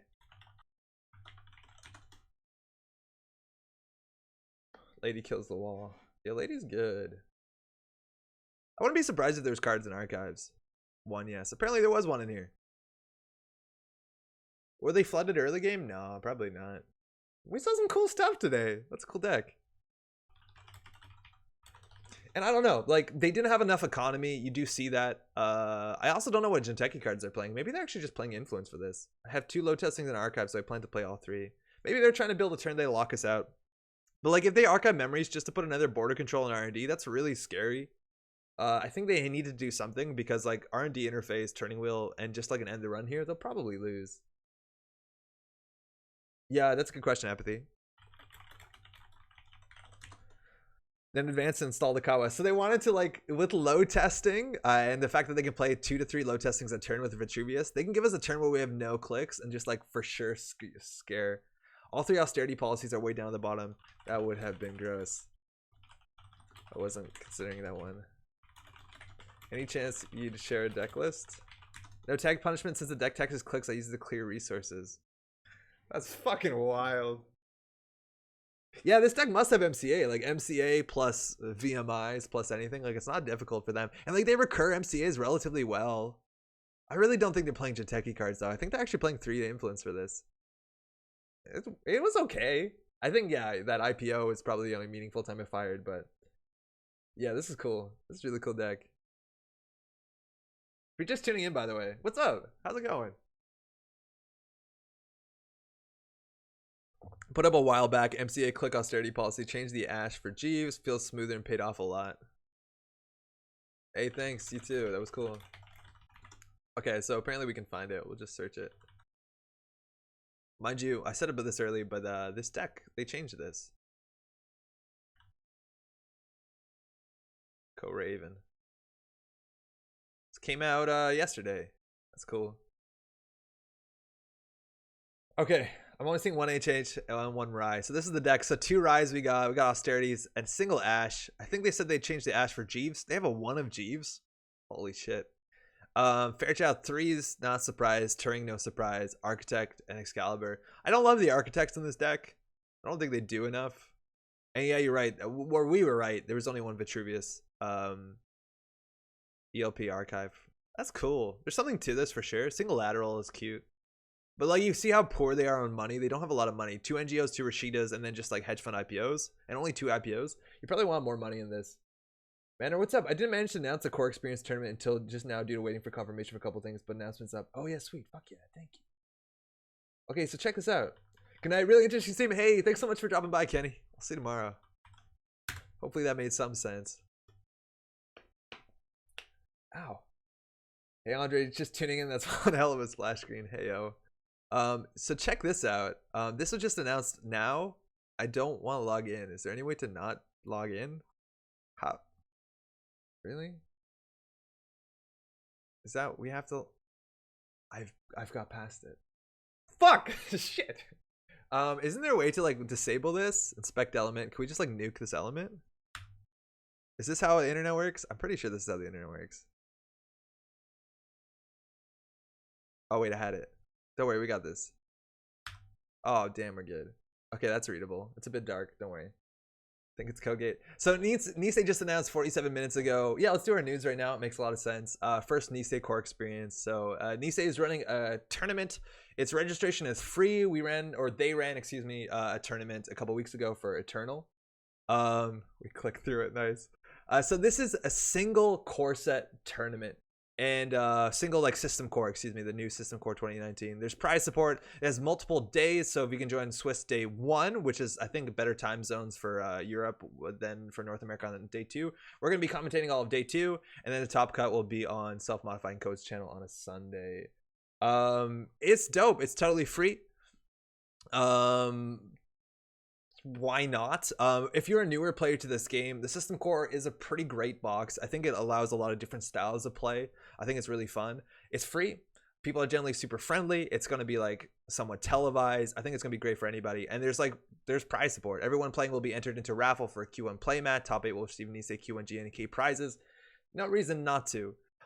If you're watching the VOD or you're watching on Twitch or YouTube right now, let me know if you're interested about this. Specifically for newer players, I'm highly considering making some videos just talking about the system core, just about that like sort of play space, to talk about like what possible win conditions can be, what cards to play around. Just want to make like some sort of basic like, hey, you're playing a system core tournament, what to do. If that seems like it's going to be good for you, let me know and we'll make it. I haven't made a video in a while. I totally forget how to talk.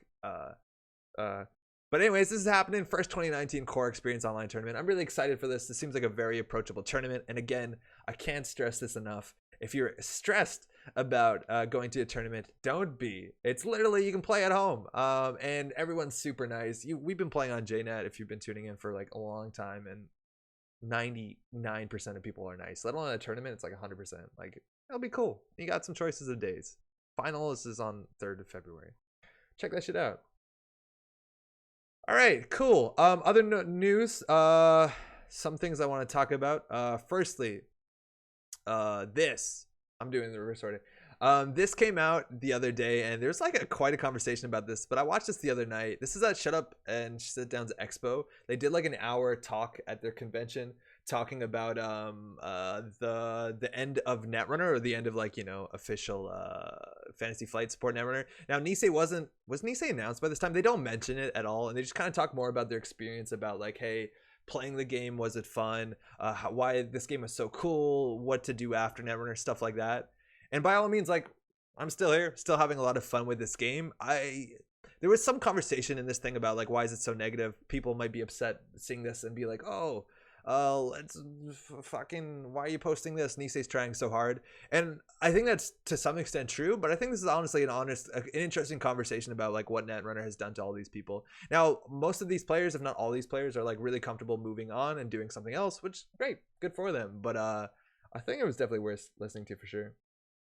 Jim says this will be the easiest tournament to stay hydrated and fed. Yo, hydration and confidence is 100% of all tournaments. There's some small portion where you gotta figure out how to play the game, but it's mostly hydration. I feel like Core 2 VSC is iffy. What do you mean by that, Jogging? It'll be the core set all year, right? That's a fine lifespan for a video. Yeah, right? But that video would be specifically like at playing only on the core set level. So it'd be like, oh, you're playing against core sets, so how does HB gonna win? Or like, what do you have to respect in a Wayland deck? Stuff like that. The Fighting Walloon core set tournament was my first real experience with Netrunner. I think the new core is much more interesting than revised. I agree with that, Kevin. I think that's totally true. I think there's a lot more like options in like competitive stuff in the system core. Last thing I want to mention, crowdfunding. As of last week, Nisei has launched Patreon. So if you want to donate directly, they have some tiers. Check that out. Some of them involve receiving art. They're very clear about what they're doing with the money or why it helps, and they're always also very you can talk to them. They're very approachable. So check that out if you want to donate directly. Do it up. That's a fair bit of money. It takes takes a lot of time and money to make Netrunner still happen, or to continue on an organized manner to make more cards and all that stuff. So obviously these people are doing it pro bono. This kind of helps eases the cost. This is not no one's going home with money after this, you know. Hydration brings those agendas right to the top of R&D. Oh shit, yeah, they do float, huh? Jesse mentions Nisei once. Oh, okay, cool. More talk about Nisei. Why Quins? Yeah. Oh, you don't know System Core. System Core is cool. I did have also, for what it's worth, like we did play System Core only decks on this channel. I played against Dan from Code Marvelous from Self Modifying Code like a couple months ago now, and it was a lot of fun. So that's cool. Anyways, definitely check that out. You can find it at patreon.com/Nisei, and they have an article about it. So do check that out. All right, that's the news. I'm assuming we're going to get an article about the new tournament that we just showed on Facebook as of tomorrow. That's generally when the news comes up on Nisei. If I hit this button, do the lights get brighter? Yeah, sort of. What's this? That's not nice. Yeah, that's probably reasonable. I built a deck the other day. Seems like mighty bullshit, but we're going to do it. And I apologize. So there's been this like really kind of garbage deck archetype that I've been playing for a while that involves playing Gravedigger. This came up on the other day. Let's hit the view deck button. The other day, I was talking a fair bit about Contaminate and how this card sees no play, and there's some stories about how you get value with this in Amakua, and that's kind of nice and cool. It's one influence, you can put this anywhere.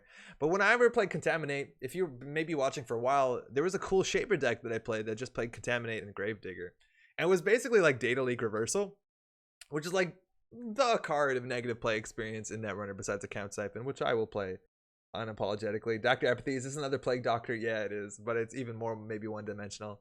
Now that deck sadly fell apart. It was something that I was actually considering playing competitively, but a lot of the cards rotated or cycled out now with Nisei. I think we lost a lot of things like Hyperdriver. We lost like things like Game Day, not Game Day, like All Nighter even rotated. That deck became unplayable. Which kind of sucks. So I wanted to try do something different and try some of the other cards, but play that. It largely came down to this card, which I think is kind of nuts. And there's like 3 versions of this deck archetype that I want to test. This is the Anarch one, which might even be the worst version, but this is actually a really strong recursion card. Specifically, this card is the strongest recursion card if you have no cards left in your deck. If you have no cards left in your deck, you're just picking 3 cards and you get to replay them, and then you can labor rights again. And you're just putting 3 cards in your deck over and over and over again. Manner's saying right now he's seen this out of Nat. Yeah, and I started it as a Nat deck, and I was like, wait, this ability could be more relevant. So I was interested with playing really strong cards that are impossible to recur with labor rights. And the first idea was like, I'm going to play labor rights and just play Fisk Investment Seminar over and over again. And that's actually like a pretty reasonable thing to do. And if that was the case, we would be doing this in Leela, like Man v Trees is saying right now. In Leela, I would play 3 Fisks. We play 3 Gang Signs. We play Sneak Door Beta. We probably actually not play any programs. Maybe Amakua, definitely Amakua, maybe a Fem, and then Inside Jobs and Sneak Doors and stuff like that. I don't think Consume actually does anything jogging for us because Consume is only installed cards. But that's largely what we want to do is we want to labor rights over and over again to either play Contaminates to mill them out or to play Fisk Investment Seminars to equally mill them out. Now we're trying some other splashy things here, and we're actually playing 3 copies of Populist Rally. With Populist Rally, it's actually kind of a cool thing to do after you Fisk people. It makes it a bit more awkward. Which is kind of fun. It also, a lot of people are playing 5/3s right now, and if they do install Advance and you play Populist Rally, it buys you a turn. It's like the Source. It's kind of cool. Probably better in Leela on the basis that with Leela, you can get another turn where you can find a bounce, and that's kind of cool. This card is iffy. I had this deck originally when I built it actually had 3 copies of Spoilers in it. I'm gonna leave this open. I want to check that deck out again. Okay, I had 3 copies of Spoilers, but I decided to cut that because that didn't seem good enough. But this is kind of the option. But the idea here is we need to run a CD card for Populist Rally, so I thought Duggars was really good. And Duggars is really cool because drawing 10 is not a big deal when a lot of our turns are just like play this card, mill 3, play this card, mill 3, and then you Duggars up to draw most of your deck. You notice a lot of our deck is extra copies of cards that don't matter that much. Like early game, this card is trash. We don't need 3 Gravediggers. This doesn't matter in a lot of things. Our CD cards, Jim, is 2 Duggars, and then we have a single Scrubber. And Scrubber is probably not right. It gives us something to do against acid spam decks, and against acid spam decks, Scrubber plus Gravedigger is actually really strong. This largely probably should be a stim hack, which we could play maybe once a game. Maybe we want to recur stim hacks over and over again. But there's definitely some flex slots in this deck. There's a chance 3 DDoS isn't even right. Maybe we just want to run less. Instead of DDoS, maybe we want to play stim hacks. That probably is better. This card is expensive. I would say 3 DDoS is probably too much. And then we have data folding and daily cast. And there's also a big chance that data folding is too slow. So it's an option. If we play against anything that isn't like I'm going to score honestly behind ice, this deck is probably trash. And I'm actually more interested to probably play this in Criminal. And in Shaper, we can play versions of this and play closer to the versions that we played before, Plague Doctor versions, which only need to play like the influence in this deck is not that tough. We lose Gang Sign probably, but like we can play Gravedigger, 1 copy of Gravedigger, which we can find, 3 Contaminates, stuff like that. Gang Sign is pretty good against assets. It's not bad. It's not bad. Asad's is saying cut 5, play Nat. This deck started as a Nat deck, and then I wanted to play, instead of Turntable, to play Maw. The thing is, like, I actually think Edward Kim is reasonable. Having 5 extra cards doesn't hit the value of this, the like reliability of this deck. We're gonna have a lot of cards in hand for most of the game, considering like Duggars is kind of the draw engine that we need. So it doesn't seem that great. And having 5 fewer cards, as opposed to having Edward Kim's ability, where now Gang Sign actually trashes cards from HQ, is really strong. Otherwise, you can be gang signing, hitting operations from HQ, and then they'll just be there all game, unless we can afford to install Maw, which seems pretty different. District 99 is CD, but we have no way to trash hardware or programs in any reasonable way. I went through the whole list of CD cards, and this was like largely what we needed to do. This scrubber doesn't have to be in there, but there's a chance that playing 3 Populist Rally when only 2 CD cards was wrong. I added this at the last minute, but this is interesting. It's Anarch. Even 5 more than 45 is fine. Yeah, right? Like, even if we had more card slots, I'd just play, like, 3 I've had worse. Like, yeah. This deck needs a lot of tuning. I've never legitimately played it, but, like, it draws relatively good. Like, say we're playing against Glacier. Where's the draw button here? Okay, this is our opening hand. Probably would mulligan this. This is good. Gamble, inject. That's real good. We're off to be annoying. Let's jam this. Let's do it. Problem is we're really shit at breaking ice. I think we'd want stim hacks. Maybe the foldings are wrong without career fairs. These cards are kind of hard to play, but like we can play most of the game at 2 to 4 credits. There are some bad matchups though. Against we do have things against assets though. It seems fun, but I think we can explore with this. Share the Leela I saw. Yeah, I'm gonna pull up the other version. This was the version that we ran in Haley, and this deck is by no means legal. It lost Laguna, it lost Shadownet, it lost Hyperdriver, it lost a lot of stuff, but like this was legitimately super fun. If you want to search up this word on the channel, you find some of the old VODs. It's one of my favorite decks I played this last season. And there was another version of this that was like slightly different. That was also really good. That was more of a different weird combo. I saw Silhouette Gravedigger deck. Man, this card. That card's scary. It's the good one. Another card I wanted to actually add into this deck, but now we're getting like too far off the plot, is Dewan. And Dewan doesn't do that much, but it kind of slows them down, which is cool. And like purging against this deck isn't particularly good, let alone sometimes it is impossible. And I was also considering playing like Political Graffiti just because we have Populist Rally, but it's probably not worth it. There's a big chance that this card isn't worth it, but like we've never played it, so we're gonna play it. What do we call this? Infected? That's a really shitty deck name. I apologize.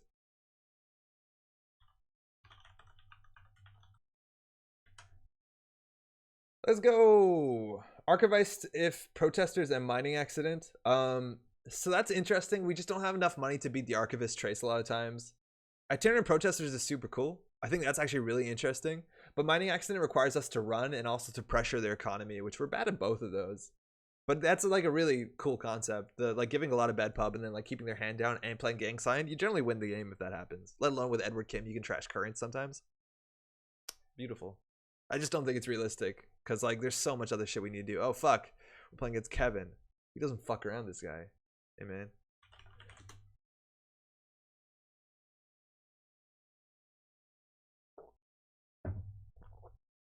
All right.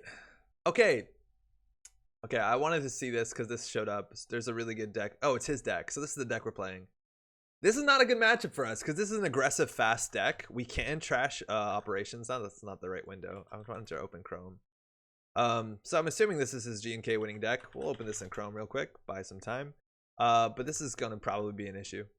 So one of our worst matchups. Double Inject is good. Populist Rally is okay. Croter and opening hand is actually pretty sweet on the basis that we can like, they mulligan, is that we can start jamming injects and not worry about barriers. And they're definitely running 3 copies of border control. I think we'll keep this. It's not amazing. Hard-hitting news is off turn 1. We also can trash it. And there are 2 Raven, 2 Archer, 3 Border Control, DDCs, reversed accounts,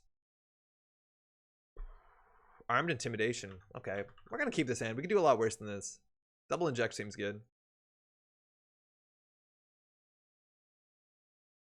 44 cards. This is like a really fast fucking deck, though. Like, they're going to be on, what, 13 credits turn 1? Yeah, that's bad. And this is the one matchup where, like, playing the Itinerant Protesters is super good. Let's inject for a gamble. We found it, but we lost a credit. We have Fisked in hand, which is largely bad. The DDoS threat is kind of real. Money does matter to some extent, but we have no pressure cards. Like, we want gang signs. We want stuff like that. We didn't find any, but I think we're just going to Fisk. If we play gamble, we can play one of these. This technically gives us more money sooner. The Populist Rally is going to be interesting, but I think Populist Rally Fisk was maybe playable. We don't have a CD, though. GLHF. Oh, thanks. I didn't say that. His favorite play is dedication reverse accounts. I could see it. Luckily, we do have like a really strong drip economy, so whatever. We also could have considered running there just to trash operations. Their deck is probably like 20 operations, 18 operations, 17. Okay, not that bad. And they have 2 hard hitting, and they have no way to tutor these, mind you. That's really cool. I think we're actually going to start running. Well, they iced everything up. Never mind. Let's inject. All right. We lost a Gravedigger. I guess I shouldn't draw. I'll help you with that. Michael, how's it going? For anyone I see you're on YouTube chat now. I think we can get more money play for the Slay game. This card's really strong against their deck.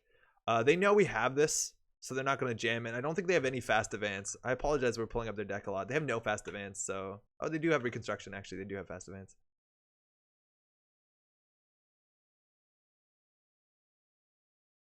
Probably want to draw here, but every card's really good. Okay, next turn we'll start with 5. Not the best. The worst part about watching Mitch Ball Grid is that you can't be playing against Andre. It can happen, John. It happens all the time.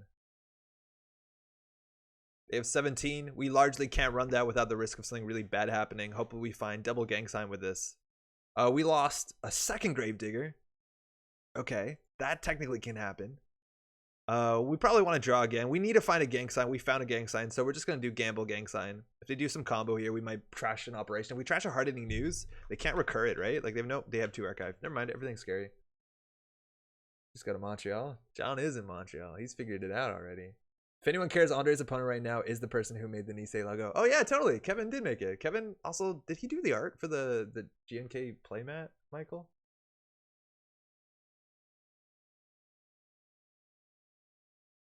Also, big shame about this deck is that we can't be playing, mind you, this is really scary with 1 pointer until we find him. But like, we can't be playing HQ interface. We just don't have the MU. And I think we're going to actually start fisking now because we're at the point where we got to go. We're actually going to maybe have more money than them. We're going to have more money than them. Okay. I think we just can play all our money. We can play this and next turn draw a lot. I think we're going to fisk next turn. Whatever. We'll get this down. It's kind of expensive. We could just click for a credit here. Yeah, we don't need it. I think we just need to make the money so we can like look like we can contest. Knew Andre before he was cool. Hey, I'll take it. 2, 4, 6, 7 credits next turn. We'll have more money than them. We have Fisk him to 9. There's a small chance we could Populist Rally next turn if we get it going, but we want to get our Gravedigger down. We lost 2 of them. If we get to a thin stack, we can always get this back into our deck. The DDoS, now like the DDoS is cool because DDoS prevents the innermost from being res, so border control is actually a bit harder to score or to operate. It has to be on the outside or the inside. Wow. Gotta check the face down before you get too rich. This one? Maybe. They also have archers, but like archers is not going to matter until we slam our corroder. Surveyor is kind of annoying. And we don't have any fractors or any, sorry, breakers in the heap. Resing that, dedicating it. So this is really scary. The cool thing about this is they can trash and move them at instant speed. So if they have like a public housing or whatever that thing is called, they can just like slam it over that. Also, if we install like if we like force them to draw an Alice, they can just like jam it out. So I think we're still going to just like rush him with the Fisks. That's really good. We've got all 3 of them. Now we have a lot of money. I think we like desperately do need to start getting accesses here. They have Econ Warfare, right? Not even. They could like dedicate Reconstruction into like a reversed accounts. That'd be kind of scary. But like we need to start milling cards. We have 2 Gravediggers in here. There's a chance that we want to shuffle these back into our deck. I think we'll just Duggars into the last one. Yeah, this is probably fine. Yeah, Rev accounts could be a problem. I don't think he's made the Titan playmat. You could ask him though. Did he not? I thought he did. They have a lot of options here. Archiver Dedication. They can go for the biggest Atlas. It looks like they can. We have no direct hate for this. Besides like DDoS Run HQ, which is not the worst. We can trash 1 cool card. Oh, there you go. So they respect that. That's fine.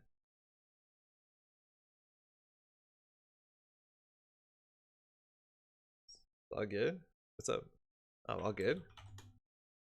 I think they're going to build a good server too. So that they can just use Atlas tokens to Russian cards. Oh, icing up archives. Okay, so we can consider DDoS Run HQ 3 times. It's very likely to hit agendas. I think we're going to do it. The thing is, like, if they do this into reversed accounts, we get absolutely hosed. I think we want to do this. We want to empty our hand. It's a shame that we didn't install that, but then they would have done this. So we can get, what, 3 runs in here? Can't res the outermost. Root is correct. SSL, they have no choice. We steal that. Do we swap it? Seems bad. Its ability is going to fire no matter what. And we just need to trash the operations. Armed Intimidation. Seems good. This deck is so good.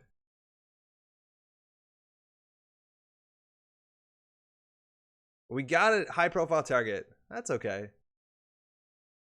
That's okay. SSL giving them 3 off the top. We didn't see what they could possibly be using this for. We saw 3 cards in a deck. And now probably Duggars and just start milling. We couldn't even find influence for Hades Shard, which is really unfortunate. But like a single gang sign firing wins us the game 100%. Because like we hit a 1-pointer, we swap. 6 is going to hit that. So we're going to do our gang signs. We have a chance of Edward Kimming here. We're going to trash a Reconstruction project. Gang sign with fire. That's going to hit. They have no hand. So anything that they top deck, they slam right into the remote. What's going on here? What? Well, that was broke. Okay. Okay, so it comes down to the top of R&D. I think we definitely Duggars. I just don't think they can close the game that quickly. Not sure what happened. You good? We just can't access anymore. They have no cards in hand. So the question is, how quickly can they just jam points out? We need to Fisk. Like, I think we're going to like labor rights to get Fisks into our deck, and then we're going to Duggars next turn. Just so that we can play Fisk every turn. Because if they can't control their hand, we have a chance of just closing with Gang Sign. Oh, it's all you.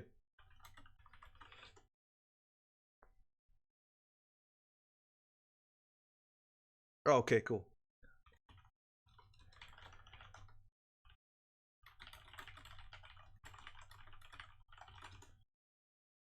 I think Jay not confused when he trashed mid-access, but it wasn't run. Yeah, I think so. Protesters, Archivist is worth? I don't think so. Like, we have a lot of money this game, but I think we got lucky. I think we've drawn almost every econ card. Like, we draw all 3 gambles, 3 daily casts in our top, like, 20. We generally don't have this sort of money. Maybe a single Archivist instead of the Scrubbers, right? But, like, then we need to also play the other current. I just feel like Hacktivist is more useful. That being said, your idea is a lot more on brand of this deck, which is kind of cool. I just don't know how good it is. Yeah, I think we do have to labor rights our Fisks back in. This card's really strong. Armed Intimidation is in hand. Okay. So we know the winning agenda is in the remote. Absolute whale in play. So like the best thing we can do is Fisk. They can score a next turn. Okay, can we get in here? No. If we hit this and we hit agendas, both our breakers, there's a chance we can get in here. Let's hit it.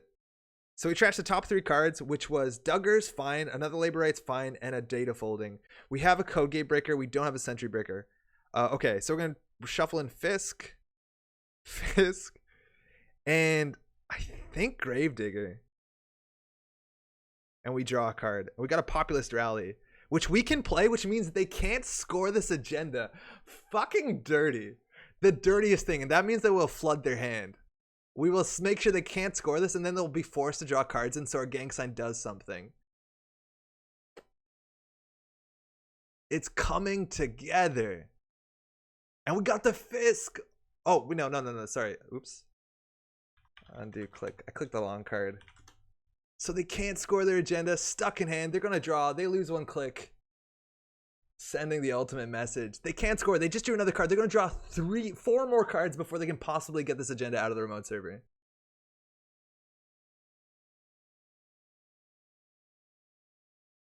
Let's go. And we can DDoS, just run HQ. Maybe close the game out.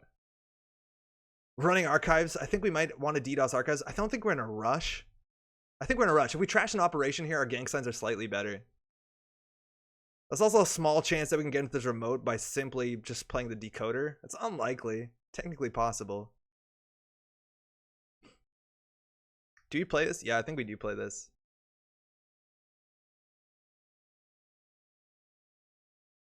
Checking archives seems good, but doesn't use up Kim's trigger. Yeah, it doesn't. Data Raven. Okay, so we know one card and there's a Data Raven. I think we do run archives.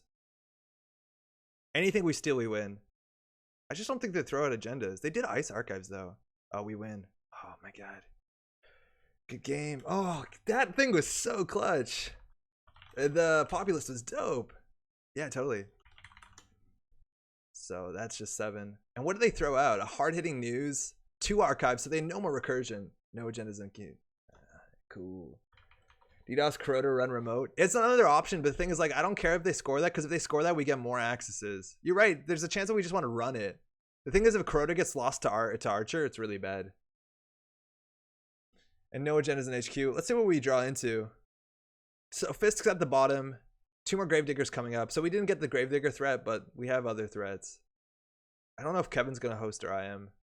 I'm going to write for Kevin. So that kind of worked. Kind of worked. I thought that matchup was gonna be really rough. I think we got a really lucky draw that we could interact with them. We needed money on the early.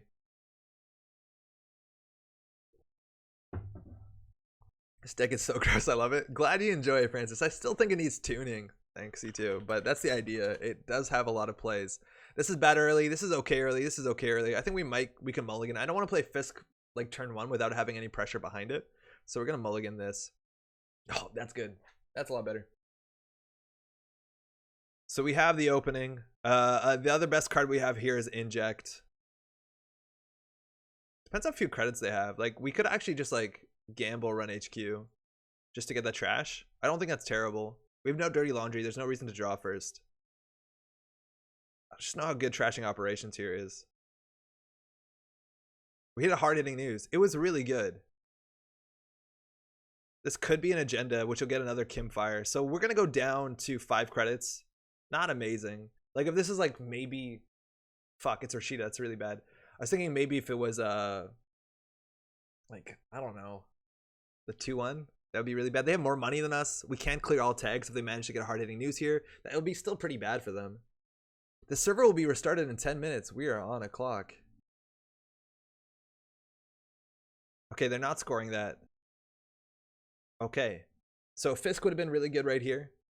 This, mind you, doesn't fire on Kim. This is only installed cards. A Fisk would be good. A DDoS gets us in there. These cards are really bad early. You don't want to play this for a draw. You might as well just draw. It has a chance of getting your breakers into the heap, but that's probably not good. That's really good.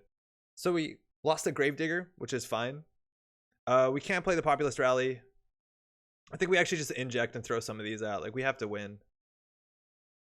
All right, so we lost an MK Ultra, which is fine. We got Contaminate. So we have our combo. So what do we keep? I think we don't keep that. It's unlikely that to be great. We probably don't keep one of these. I think we do keep Duggars as our only draw card. I think the game is over before we can get more value from Labor Rights. So I'm going to throw it out, and the next turn we'll just start Grave Milling. Hopefully that works out. And if they score here, our gang sign might just trash an operation, which is pretty good. SSL? Off the top, card from hand, gang sign fires. We trashed a dedication. That's one of their win cons. Feels good. So let's go. Let's contaminate. Mildew. Not the worst. Once we do that enough, we'll Fisk. They can start jamming here, but they got to worry about the archives. We can get turntable down, which would be really strong if we swap this away from them. But they do have a few more credits than we do. I think we Fisk here. We want more gang signs. There's 2 in 30, so 1 in 15 chance. Or actually, we draw 3 cards. Let's go. No gang sign. We do have the turntable. That's really strong. I think we want to play that. That makes it really hard for them to score anything because we can take this away from them. Scoring a 3-pointer early against turntable deck is a terrible fucking thing. Maybe they didn't have a choice. We can run HQ, but they have so much money. I think we just want to do the slow roll. And generally, this is not a good matchup to play data folding. This might not be a good idea. And I think they're just going to go for a remote and go. So we need to put on central pressure. But we hit 1 hard-hitting news, have seen no archived. And the fact that we're fisking them means that they're very likely to draw into combo cards. So it's pretty rough. If we could fisk now here, it would be beautiful. There's a small chance that we just like mill them and then run archives. We do have the Duggars though, which is probably what we're going to do next turn. And they don't purge for 2. There's no way they purge for 2, right? So next turn we can choose. We probably have to Duggars, and then we'll probably have all our gang signs. Duggars is cool when you have no hand. Okay. This is go. 5 minutes TikTok. We got this. So we definitely throw this out. Could get our clock down. We have both gang signs. Couldn't have drawn better. This current doesn't seem fantastic. It's not bad, but it's not fantastic. Data folding is slower than the other option. This is good. This is good. We don't need double corroder. We just won't. This will be fine. 5 minutes. Let's go. Man, I wish we had these a turn earlier. This will put them on game point. If it's a 3-pointer, it's really bad. Okay.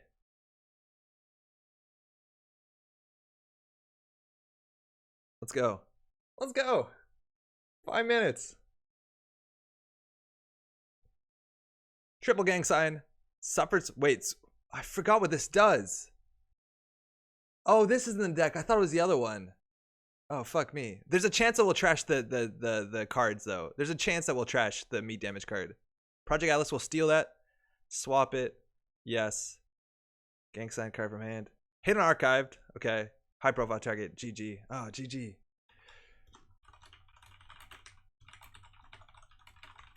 Fuck. We had a really good setup. I wasn't playing around this card at all. And we had a small chance of winning. 2 in hand. If we trashed it, if I trashed it, I'd still lose to archived. Yeah, so if we trashed that with the Kim Hammer, we'd still lose to archive memories because they had both. So that'd be fun. Oh, they had 2, so no matter what. Yeah, that's not a card I play around. That I totally have to play around that. I saw the list and I thought this was the 4/2 that does like 2 meat damage at the beginning of the turn. That's actually really scary. We play around that by just having 5 cards in hand, which was like relatively easy to do last turn. So that's just straight mid play. Like we Gravedigger instead of drawing twice. So we should have just did gang sign, draw twice. Hey, thanks. Congrats on the G&K win.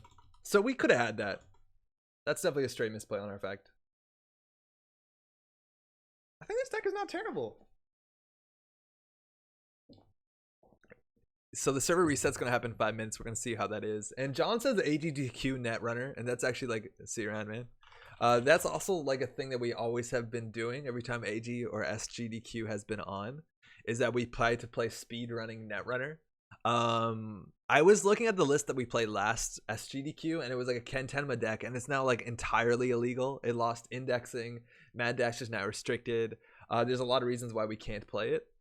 And I was thinking about playing like SJDQ, doing the AGDQ for the corp side. Apathy, this should have been a speedrun stream, right? But the thing is, on the corp side, you just play Titan. Like it's the fastest deck by 100%. I think the servers are going to go down. They're just going to reset. So we'll wait like 2 minutes before we go back in. But this is the deck that we ran. Speedrun Chaos? Did we do it twice over? No, this can't be the right one. I think we'll be able to find it in here. But where is it? Gotta go fast. This deck won all 6 games that we played that night, and they won them all before like turn 10. I think some of them were like turn 3, turn 4. You can find it on the channel. This deck ran on 3 indexing, which is incredibly good when we play 2 Mad Dash, let alone we can get in anywhere with 2 Spearfishing, 3 Inside Job, and then Planned Assault. This deck was really strong. We also had DDoS, and we had Tapworm. So this deck is just nowhere near as good for speedrunning with indexing. We can no longer do the RNG manipulation we need. And playing RNG key, I think, got cut from all versions of this deck. But like, yeah, I think we pulled this off relatively well last time. We did really well with it. That being said, though, the corpse side, which I was considering doing this year or this week, in fact, this evening, was just like a Titan deck, and it didn't seem very interesting at all. So that sucks. Build a Titan out of HB. You can't. You don't have Atlas. Like, Atlas is the speedrunning card. Atlas is the best. I so want to do speedrunner. If I was gonna build a speedrunner in modernly, I think it would be a Shaper or Ken Tenma, and then we would do like top hat, the top hat insight combo. I think that's probably the fastest, even though that's like not a fast combo. But you'd have to play Mad Dash for sure, which is the fastest card. It literally has someone running on it, so that's kind of cool. But I don't think the fast decks. I think Netrunner got a lot slower, unfortunately. I think the deck that we were playing was actually relatively fast. And imagine we were playing this deck, like those games that we just played against Kevin were pretty fast, but he was playing like a rush deck. Imagine we were playing against like a Satyr that went relatively slow. Like, we probably had a pretty good matchup. That's kind of cool. I'm waiting for the reset. I imagine the reset, everything will be cleared here. So I think we're just gonna I'm gonna check on the dryer. Maybe run that again. I'll be back in about 10 to 20 seconds. Maybe I'll get a snack. I don't know. We'll be right back.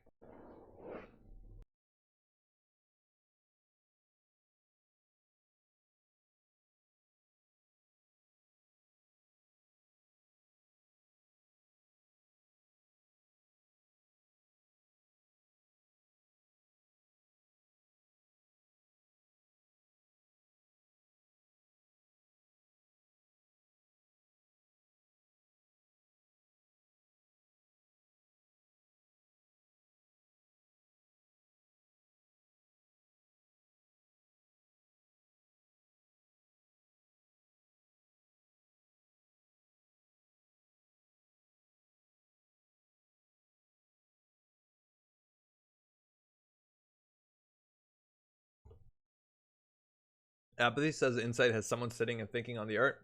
Speedrunners are not a game for thinking. That's true, but indexing is actually like a pretty thinking person's card. It's easy to fuck up indexing. Alright, did the servers get reset already? I'd assume no. Right? We would have seen it. Huh. The GNK last Saturday, so Pat won that. We have another one coming up this Saturday again at the same place. It's at 1 o'clock, not 5. If you're around, highly recommend you to drop by. Don't know. I have no idea what to play as a corp, which is kind of difficult. Corp does the thinking. Oh yeah, inside the corp does the thinking. Yeah, fuck it. That's easy. We sit down, we wait for the RNG to manipulate itself. It'll be fine. I really feel like this deck is not optimized. This deck needs a bit of tweaking. Also, probably we just need to play it a bit more. Can anyone confirm whether or not this did reset? I feel like it hasn't. Generally, this whole list gets cleared. We can also just swing in and watch a game. Don't entirely recognize any of these names, so we'd be doing it at random. There's nothing wrong with that. Oh, this became good radio. What else is going on up here? Yeah, so this list Dan published. I think this is just like I wouldn't be surprised if this is Aesop's plus. I'm actually really glad that Dan is into Shaper, or this side of the Shaper deck, because it's not one that I care about. I'm glad that there's like content that does this. It's sort of like late game I'm gonna set up and just like be good at breaking everything and just have more money than you. Not something I've ever cared about.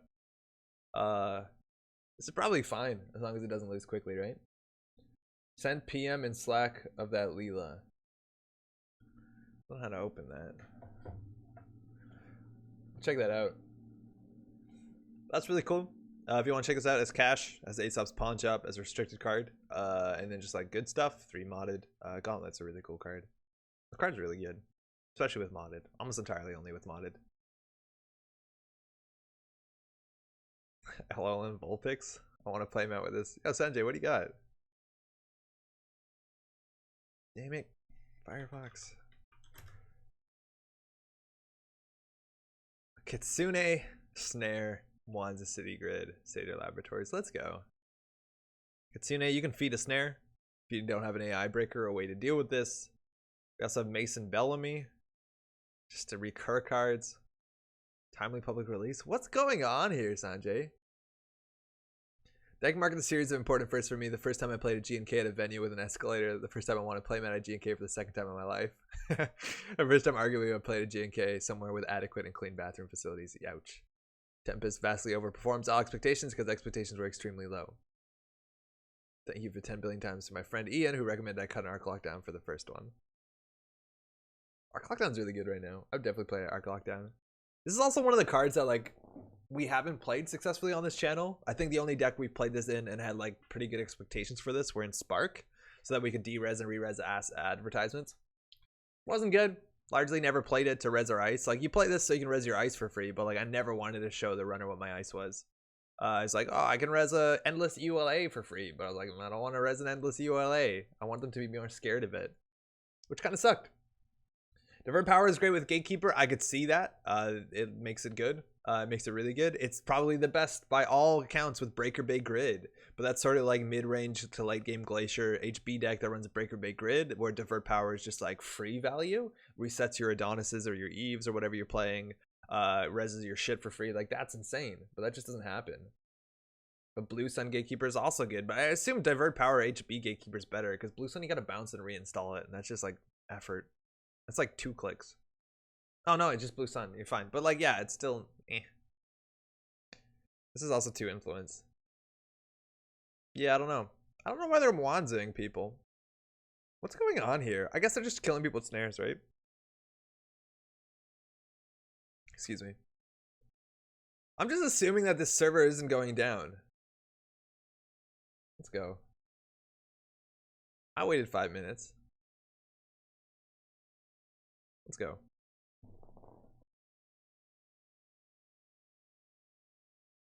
If it goes down like 30 seconds into the game, I swear to God, I'll be happy that someone's maintaining Jinteki.net. That's really cool.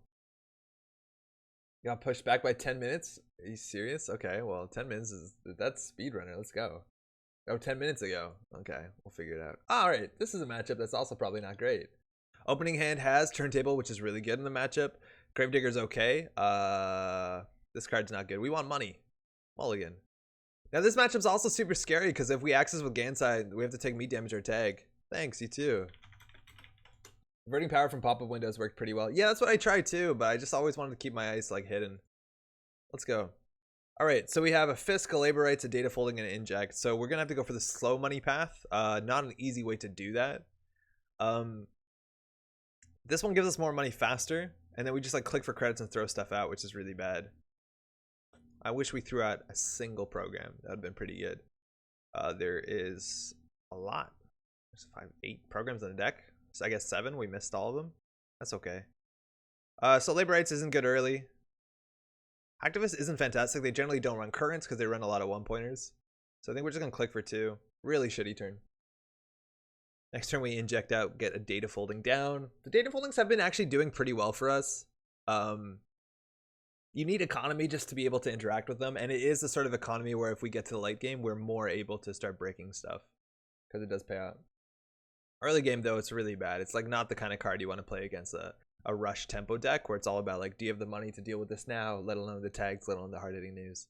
We do have some defense, mind you, with a Link. Also, that's kind of good. And they play Too Big to Fail, Hedge Fund. They're at 17, so we're gonna not be interacting with them for a bit. Corroder in the heap, that's the bad one. Don't want to do that. So we're just gonna get more money. And we have no more card draw. We could Fisk them, but we want to Fisk them when we're at 5, and hopefully also Fisk them where they rally them. This might be bad. This deck could be just straight up faster than the other one we played. That being said, we're getting some good money. Well, hopefully we have a late game. Let's draw and contaminate. I'm pretty good at this game. So I think the Hacktivist is straight bad. So I think we're going to draw again. And we can play turntable. Definitely Gang Sign is what we'd want here. This is probably an Atlas, so even if we could play this, it doesn't mean anything. And we're kind of all in on this thing. This is actually good against Rashida and NGO. It's probably worse than the Populist Rally, unfortunately.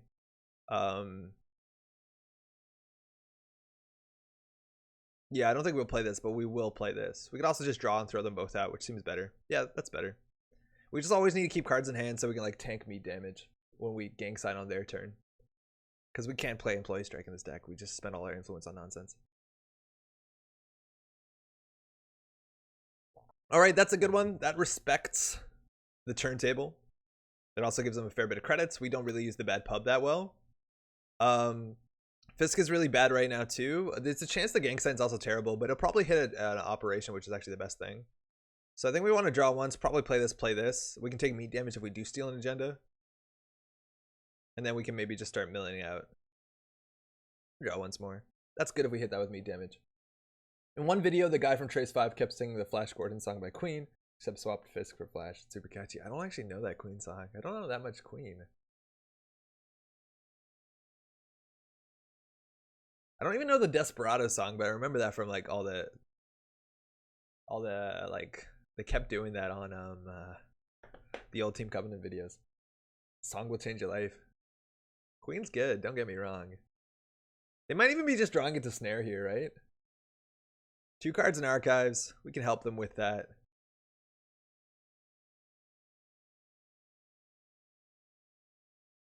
Let's go. We're just going to do our nonsense.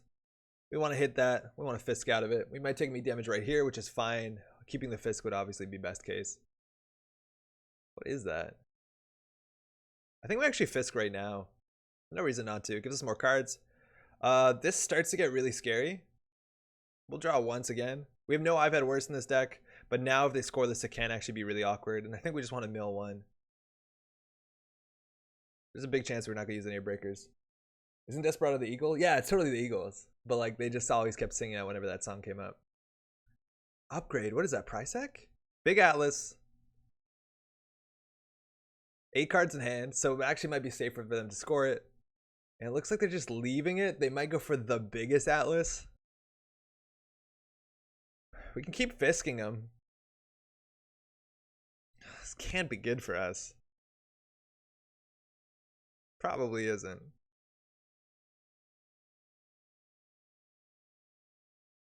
I'm never known to be doing things only in moderation. So the common thread was topical card songs, not Queen songs. Yeah, excuse me. Just like the like, theme tunes for playing certain cards. What the fuck is going on? Mind you, 10 cards in archives. 11 cards in archives. DDoS run HQ at some point is good. We are going to slowly eclipse them with money. This is where these pay out. We do have the gamble. This card's really good. I think we're just going to mill one. And next turn we can labor rights to put in the Fisks and the Contaminates. I think the Fisks are probably better. It's what we're trying to do with this deck anyways. We actually probably should have done that. Let's see if undo click here works. No, yeah, we probably should have done that just because we can actually Fisk. So we'll put in Fisk. We trashed another Fisk, so we'll just put in 3 Fisks. And we drew one off the top. That's exactly what we wanted to do. Fisk is a priority, so you can't draw into it. So ending your turn with it. Government takeover the hard way. It actually probably is a government takeover now that you mentioned it. We probably just lose here. No, if it was a government takeover, they would have scored it. Could be a reversed accounts. Honestly, don't know what's going on here. Holy fuck, they threw it out. What was that?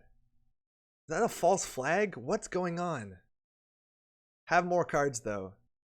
And now if we play this, we can consider playing our 2 more copies of Populist Rally. And we just want to draw into what we have. We want to find our last copy of Labor Rights, and we have 2 more Fisks, so let's go. This starts to get really scary, but whatever. Can you get points for false flag? Yeah, you can. So they would have scored it. I have no idea what that card was. Fucking June bug? What is it? Stall double. They only have 15 cards left in R&D. I wish we could get clickless card draw into this deck, but generally we can't afford 14. Also, if we run archives and we don't win, like we take all the tags and all the meat damage, so like we have to kind of win. Okay, let's go. So we're gonna put in back Contaminate. We lost another Labor Rights, which is terrible. So we're gonna put a Labor Rights back in. And probably our last Labor Rights. Apparently I can't because that's the one I just played. Okay, that's good.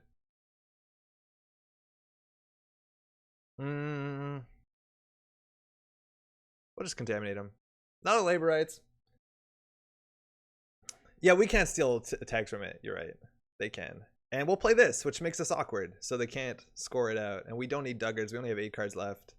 Actually, Duggars is technically better than Turntable. It's unlikely we lose that. So now they only have 2 clicks. It's also better that they can't punish us that hard if we do take meat damage or tags here. And we might actually even mill ourselves to the point where we can't steal enough agendas to win. Because we have to take all these tags. We are playing some straight up Netrunner. 7 advance and clicks for 3 points, I think. Yeah, but it gets a bit better with those dedication decks, and we've been seeing a lot of dedication tonight. They did advance. Staying on the table again. No idea what's going on here. Literally no clue. We have more money than them. I actually don't love playing those cards right there, because those are hit points, so we probably need those. This could be the global food, the fucking takeover though. Okay, it is, and they scored that, so if we hit a 1-pointer, we can trade it in. So card from hand, it's a Hordem, that's fine. Card from hand, it's a hard-hitting news. We trashed it. Card from hand, Econ Warfare, that stays. Okay, so they're on game point. Technically, install advance again would be a problem. Card in remote. That didn't work out that well for us. How have we not got any agendas? What do we have left in the deck? We have 2 more Fisks. We need those now. Fuck. We found it. Oh, this has tokens? This shouldn't have tokens, right? Why does this have tokens? Why does it have tokens? Does anyone know? Why? Did we contaminate and leave it? I don't think so. What happened?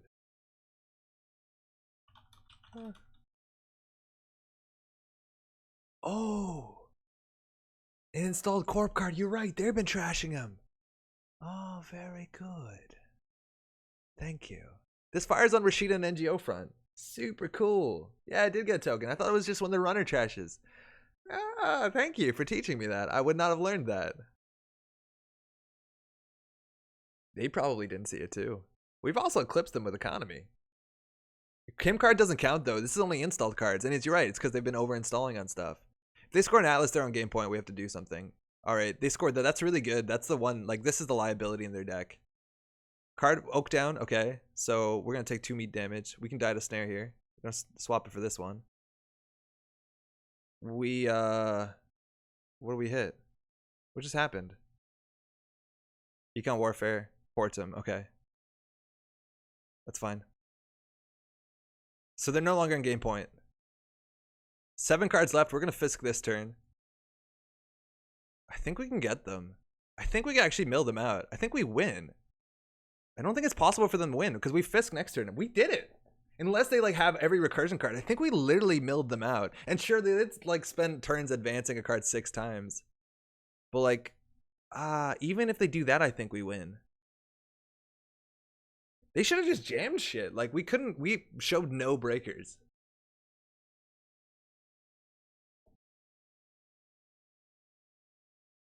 Like we can mill a lot of cards. We can force them to draw 3. Like we play Fisk, we win.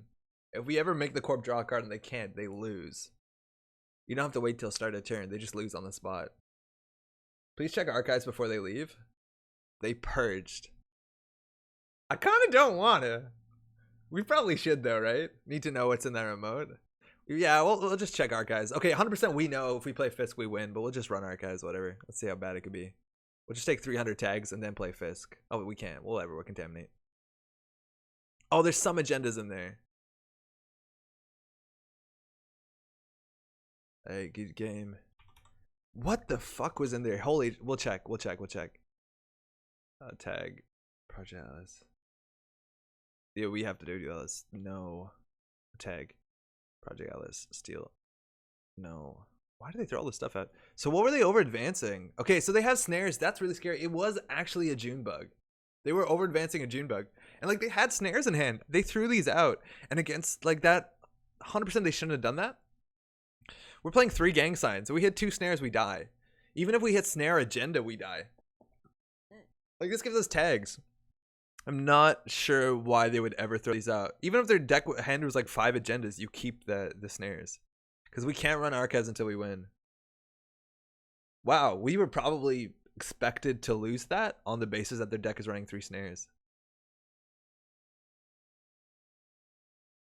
That's wild. Wow. We might have milled those. Yeah, it's true. There's actually a big chance we milled those. One of the unfortunate things about JNet, and this is something you should do in person, you can shuffle your archives. You can also now shuffle your heap too. That's something that Nisei's added. But you can shuffle your archives. So like in theory on JNet, we knew when they threw certain cards out because like it keeps them in whatever linear order. So we could go back and be like, okay, they threw these out when we milled or we milled these. So we have no information. But in theory, if you're playing competitively and you want to like grind for those like sort of edge, those like edge case wins, the min-max shit, shuffle your archives whenever you hand it over. It's super good, so they can't tell what we milled and what they threw out. I think this deck might have legs. I think the scrubber is trash. That being said, we're not accessing assets from HQ. Sometimes we are. We probably just want to play an I've had worse there instead. Yeah, probably better. Probably 2 I've had worse and then play 1 fewer Populist rallies. But Populist rallies are really cool. I'm just kind of happy to play it.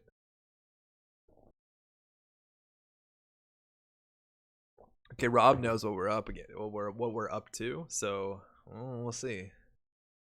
Okay, Mati Makundo has snares. Hand is okay, not amazing. Mati Makundo's ability is really scary. We do have DDoS to get around it. I think opening with a gang sign is pretty okay. Opening with MK Ultra is really strong. I think we can maybe keep this hand. It's not amazing. I don't know what else we want though. I think Gravedigger maybe. Thank you. Yes, we can probably keep this. It's also interesting that they could have scored a government takeover. They totally could have. I wonder if their deck has it. No, it definitely didn't. We saw a lot of agendas. I thought we saw like 9 SSLs. Yeah. All right. Could be an NGO. Could be something else. So I think we want to do this, and then we draw one so we don't die to snare, which they couldn't score. All right, we don't actually have to play this other gamble. We can get this down. Hopefully it goes long, and hopefully we trash something here. Neo Pro Thursdays, 23:07, restarting in 5 minutes for real this time. Fuck. Oh, it is an SSL. Fairchild 3. Okay, that's obviously really bad for us. They have no money though, so we can start like slamming into stuff. I think we can just go HQ 2 times. Is there anything we would want to draw into? Not really. Gravedigger's installed card, so that doesn't really matter. So I think we can just like maybe check. They can't fire anything. Like they can install a vanilla. They can't fire a snare. It's Cortex Lock, good to know. We've seen a Fairchild 3. Hopefully we don't see it again. That's also 3 influence. And just probably unlikely that we finish this game. Hit an IPO, that's okay. Wasn't a really good card for them right now. Turntable probably doesn't do much. And this is good when they're gonna be on 3 credits though. And we know that they have Cortex Lock, which is really expensive for us. Well, we're gonna lose because the time is gonna end because JNet's gonna restart, so I guess we have to Fisk. We need the Gravedigger real bad. We can Fisk him again next turn. I don't think this will be any good. This will probably be bad against Cortex Lock, and that's it. Like, I think they're probably on only 3-pointers. If they play Nisei's tokens, obviously this is really good. I think we can draw once. Again, we have to play just really fast because the server is going down. So we'll definitely Fisk next turn, even if it's wrong. And like in theory, you can Fisk them and like do double Populist Rally. Not amazing. It's probably better to keep these for any turn that they do install at double advance, just because it buys us another turn. Or install single advance if we're like worried about the Nisei threat.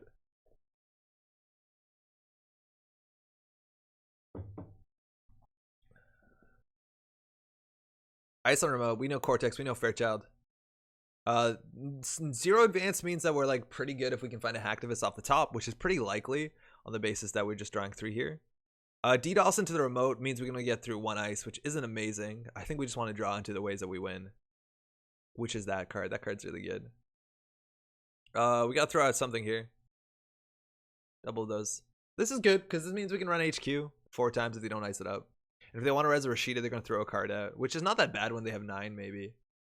Oh, fuck. It's the 3-2. It's a Flotic. That's also really good for them because we can't exchange it. Fuck. This is really bad. They might be on only 3-pointers and then that single 2-pointer. Tsurugi is scary too. 14 credits. Man, they're doing it right. They know they can't fuck around. They just jam behind a single ice and we can't do anything. That's the huge problem with this deck. They have diagnosed it expertly. And maybe we just want to run more stim hacks. We probably could have face tanked whatever this is anyways. It's very unlikely there's one of this in the deck, so generally that's a Rashida. It also turned off our current, which sucks. I guess we'll draw.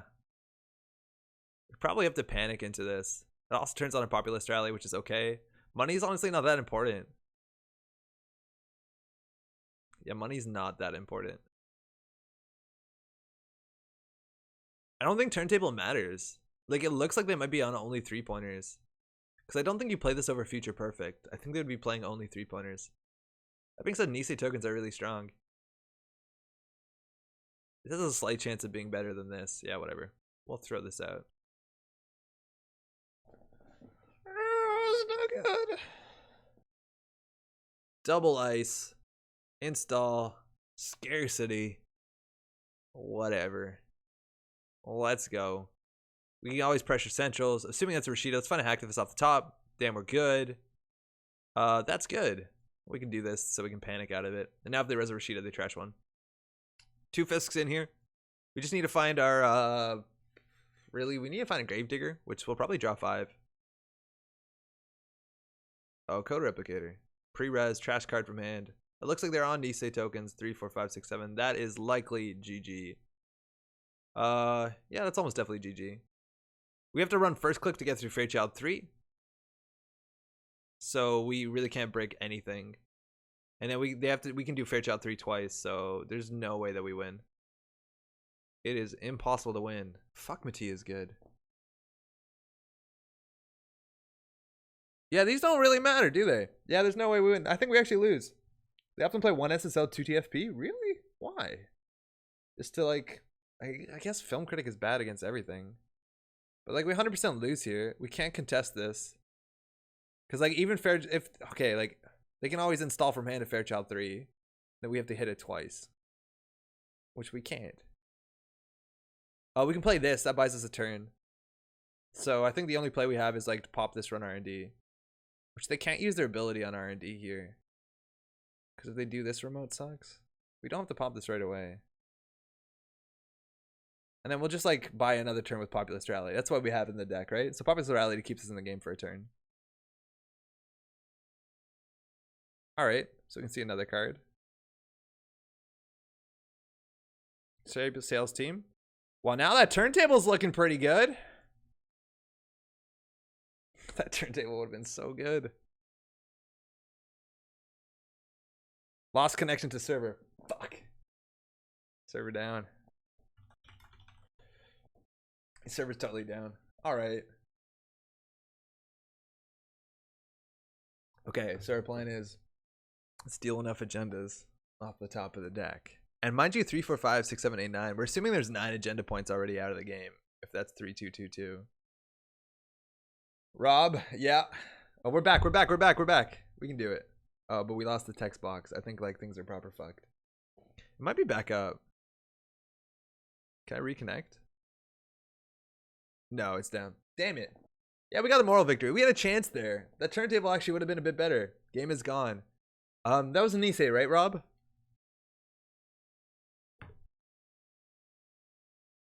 You want to rehost? We'll do it again. Okay, so I could maybe buy another turn, but that's largely it. Do you want to rehost? I'll join you again. That's a hard matchup. Like, Rob knows how to play that, which is just like, go. Our deck is good if they don't go. And even, like, against faster decks. God, Mattia is good.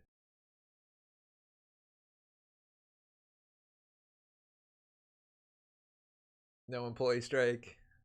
No breakers. No money. All right, let's do it again. Okay, opening hand. We have a bit of a combo. DDoS is really good. Like DDoS lets us test early. Thanks you too. Like DDoS turn 1 would have been so good in that matchup. This isn't the worst though. I just wish we had one draw card. So I think we draw once, we do casts. Depending on what their opening is. Like we always face tank a lot of their ice turn 1. Like why don't we run this? Like what are they gonna do? Res this? It's a Cortex lock, who cares? Doesn't matter. I think Mati would be reasonable power level if you had to trash install ice at the end of the run. That would be really cool. Yeah, then it's Ag Infusion though, you're right. Yeah, continue. If they res it, they generally can't store, so whatever. Hit us with a Cortex lock. It's a Thimble Rig. Okay, so they still can't score. Oh, I didn't want to do that. So we want to get our Kim Fire. That'd be pretty good. They can move this, but they have to swap it, so it's not particularly great. We only have one card in our whole deck that can deal with this, so like, oh fuck, this card's really good. I think we want to run HQ. We can draw once. There's no like Dirty Laundry or any reason to draw a second, so we run HQ. Install Daily Cast. We'll probably run HQ, run an R&D. Yeah, I agree. It would have been on parity, but that would have been good. Endless Eula. At least we don't need a breaker for that. NGO front. Yeah. We'll get our money down. Going to low credits is pretty bad against a Glacier deck, but it's not like we can contest any remote anyways. So we're at the point where they don't have a lot of money. If they want to score this Nisei, like, it's really awkward. They just have to click for credits here. Oh, yeah, okay. So we don't play the Hacktivist. I think we just want to find like a single gang sign. Not going to be that good. And we can set up this. Okay, so we got the turntable. We got a Corroder into the heap. Not great. Can't play these. They seem really bad. And now the Nisei is a bit scary. If they score that, they go down to 0, and then we can like install this and then run here, which is pretty good. So we'll keep a bit of credits on us. So like even we could like consider like contaminate, mill, and then turntable run archive, something like that. Like we got some options. If they want to score here. If they score here, they go down to very few credits. And then we don't have to respect their identity. Right? Like we can start running with impunity. There's also a chance that throwing this out was wrong. We're probably better off keeping the throwing out the turntable. There's no reason to have multiple turntables. Yeah, that was wrong. Let's find a gang sign. Nope. Okay. This is interesting too. Double Gravedigger actually technically works. Doesn't do anything that great, but and this technically has a chance of firing. We don't have enough credits to play like a full TFP game, a Future Perfect game. We generally want 2 credits, but now we have to hit it. They have to have it in hand. It's probably worth playing around. Okay, now they have a lot of money. So what do we possibly want? I think we just want to mill 3. That puts the pressure on. We want to keep a token on here. Why would we want to do that? It gives them a bit of uncertainty, right? Like we always mill run. So I think we need to draw. We need to find our that's good too, but we definitely want to find our way to deal with that. We definitely want to find DDoSes. All right. We have 2 credits, card from hand, Endless Eula, nothing learned. And that's obviously a really strong ability. 11 credits. Let's go. Duggars is okay. It probably is worth playing because like none of the cards in our hand are good anymore. We want to keep this for scarcity, which would be an issue. Like none of the cards are good. We could run Archives and Face Tank here at this point. Like none of our cards are good. If they hit us like what, a Fairchild 3 would actually be really bad. But like if they do net damage to us, don't care. This is the only card that has like some value. We could play it. Like they should actually pre-res this for what it's worth, unless it's like a baddie. I think. Whatever, we're definitely going to Duggars next turn. There's also, that's how we find like our Black Market Star, right? Like we just Duggars it. It's really hard for us to deal with this. We really need more gang signs. Let's go. Duggars! This is always so hard to deal with after, so we don't need another Duggars. We definitely want this in the bin. We don't need another turntable. We have no need for another Gravedigger. So we still have 11. So what we throw out. DLS is really good. Contaminate is pretty good. This is too early. This is slower. We probably actually throw out the Sure Gamble. We probably throw out the Hacktivist as well. This is the only resource that we need to play. So what's better, gamble or folding? Folding can get countered by the current. So currently we have 7 cards in hand. This card is not the greatest. Contaminate is probably how we win. We probably throw Contaminate out, and we probably actually throw Gamble out. Wait, then we have no money. We can't even play Gamble anyways. Yeah, we'll throw it out. We can win this with 3 credits, right? We got this. We don't run archives. They can never move this thing to archives. Oh, they have it on HQ. That's probably fine too. Man, this is the exact turn where we want to like Populist Rally. All right, we're gonna Fisk him. Makes things a bit more awkward. They did res that, so that's good. They should have done that, I think, before. Play another gang sign. So now things are a bit awkward. We can always like put a counter on here and then mill 1. I guess we want to always have like 3 credits to threaten this. But like we have another 5 mills, which is pretty good. The thing is like they're on game point already. Playing Duggars honestly feels so anarch. It is not bad. Like it's not terrible. It's better when you have an empty hand, but like so much of our hand, we're just like, we lose sooner than this. Oh, that's good. Oh, future perfect. Well, we roll 0 because we just have 2 credits too few. So they spent 2. Feels good. Fuck me. It's probably the same one though. It's not like we would want to give it. Yeah, we would give them a 3-pointer. Maybe not. So we know what's going to go in the remote next turn. I think that's how we lose. Shit. Getting absolutely stomped. Got to mill fast.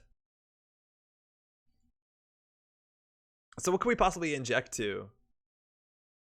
The thing is like now gang sign is dead because they score the next agenda, we lose.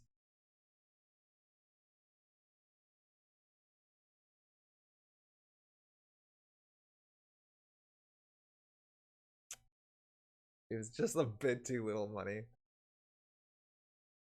So like we can contaminate this. Man, Hades Shard would be really good, but it's way too expensive. We've also seen one of the future perfects, so like archives runs are a bit easier. Yeah, this is not great. This is really bad. Inject a populist. Doesn't really matter. We'll populist next turn. Like we don't need to do it this turn. We'll do it next turn when they go install advance. But yeah, I see what you mean. So now we have to either win or inject into populist, and there's only 1 populist in the deck, so we're not going to do that.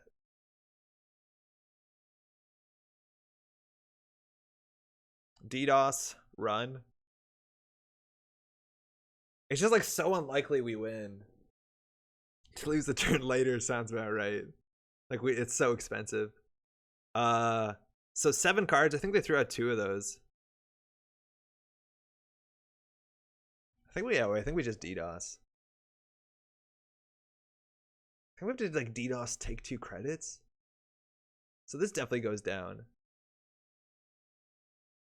So we have no chance of stealing future perfect. So we need at least 2 credits. And then we lose 1 access on R&D. Okay, well we lose. We're assuming, wait, hold on. This is the future perfect. So then taking credits is not necessary. So we could run R&D. We can do credit, install mill. No, we can't mill anymore.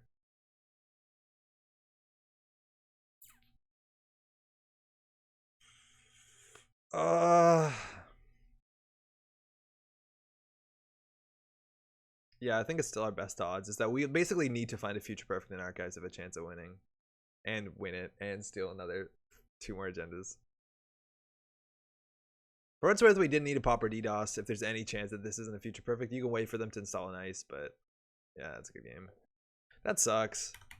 Oh, it actually might not be the future perfect. It's almost definitely the future perfect. Alright, so there's some glaring issues with this deck. They're capitalizing on it really well, though, and I think we're actually fisking them into the win condition. But, like, Mati is so good at jamming out that, like, we're never going to win. Oh, they could have also just, like, Nisei token us. What were we doing? We don't run last click. That was such a mistake. Chat, we got to call me on that shit. We can't run last click. Card from Man, Gang Sign, Sadaka, Border Control. Yeah, we have no chance. Literally no chance.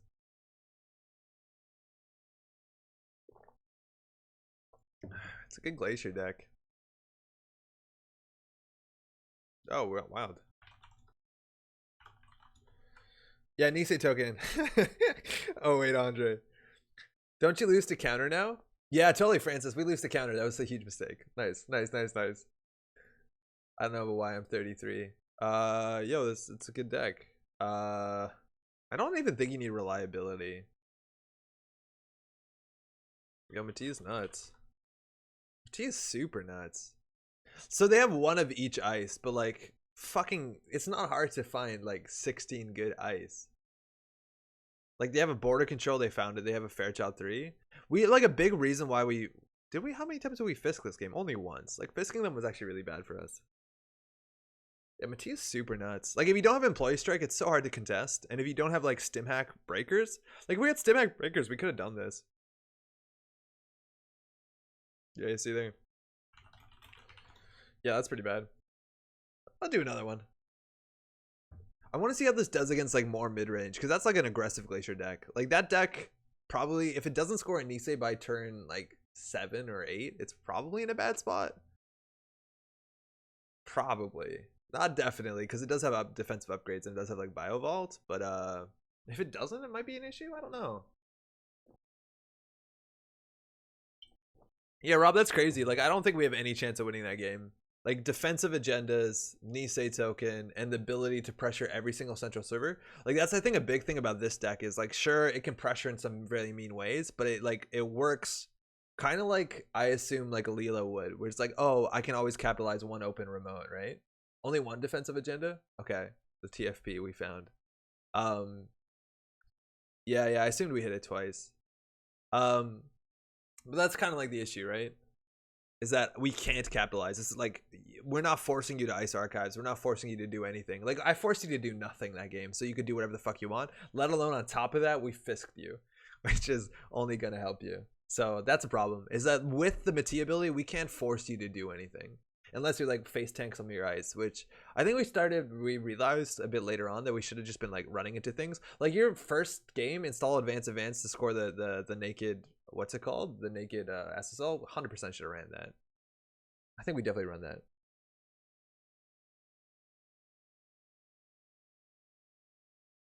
Yeah, you can interact with Macon. Yeah, we didn't force you to spend money or do anything. It's not good for us. And there's not a lot of cards that do that. Like, what do we have to do? We have to like have honestly good runs. Well, I think we need like more heat breakers plus stim hack. That's the only way we could possibly do it. But like card slots, you know? Laser mat.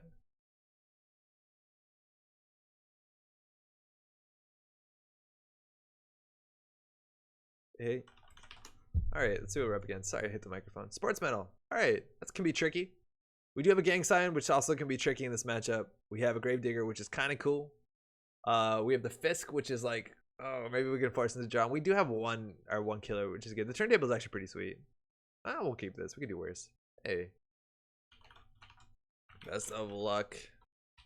Have fun. This is another deck that they can like get advantages from a firing gang sign, which is really scary. Whoa. They're like a 54 card deck. 48, 49, 50, 51, 52, 53, 54. So we're expecting 21 agenda points.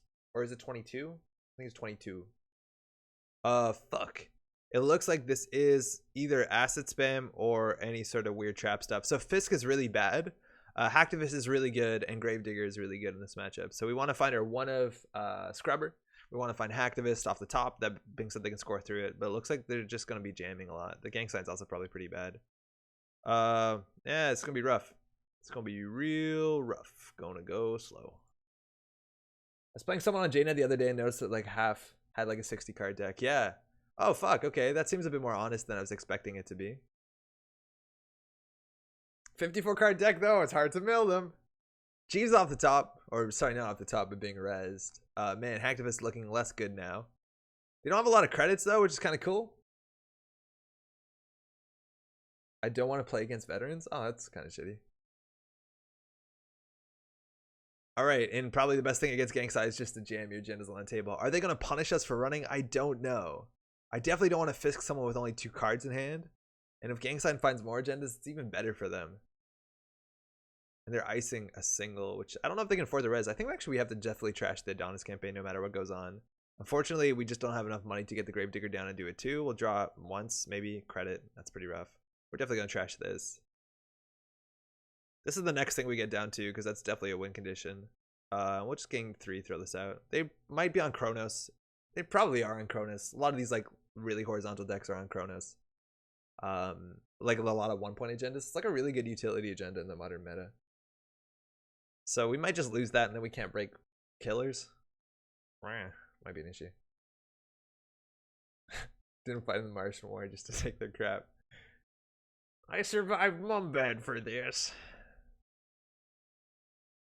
Alright, 3 credits. Again, they can score an agenda. Sometimes it's like that. I keep forgetting the name of that Hyperloop extension, which, you know, gains them 2 credits. Tempo. I have no idea what these cards are. Triple draw with Jeeves makes me feel a bit better about fisking them right now. So fisking them we will. Next turn it'll probably be a bit easier to play that. This is interesting too because this fires off of a lot of shit. But if we play this now, like we can't play anything else. I don't know if we're gonna be able to Duggars. Feels like a matchup we probably can't Duggars. It's kind of rough. Maybe we start checking some of this stuff. Because now if they draw, it's really bad. So they have to get credits. That's kind of cool. What could this possibly be? Hyperloop. Found it. Alright. They can have some more money. Like, it's really hard for them to score this turn. Maybe it's really easy for them to punish us with something. We just want to make sure we end our turn with team sponsorship. Okay. Okay. So... This is actually probably not that great. They're only on 1-pointers. We're going to have to click Hedge Fund, which is obnoxious, so it's a bit harder to play this. Maybe we only wanted to check 1 card. But we already ran, so they can always threaten us if they do play hard-hitting news, which we've been seeing a lot out of HB for some reason recently. So at least we've already like dipped our toes into that threat.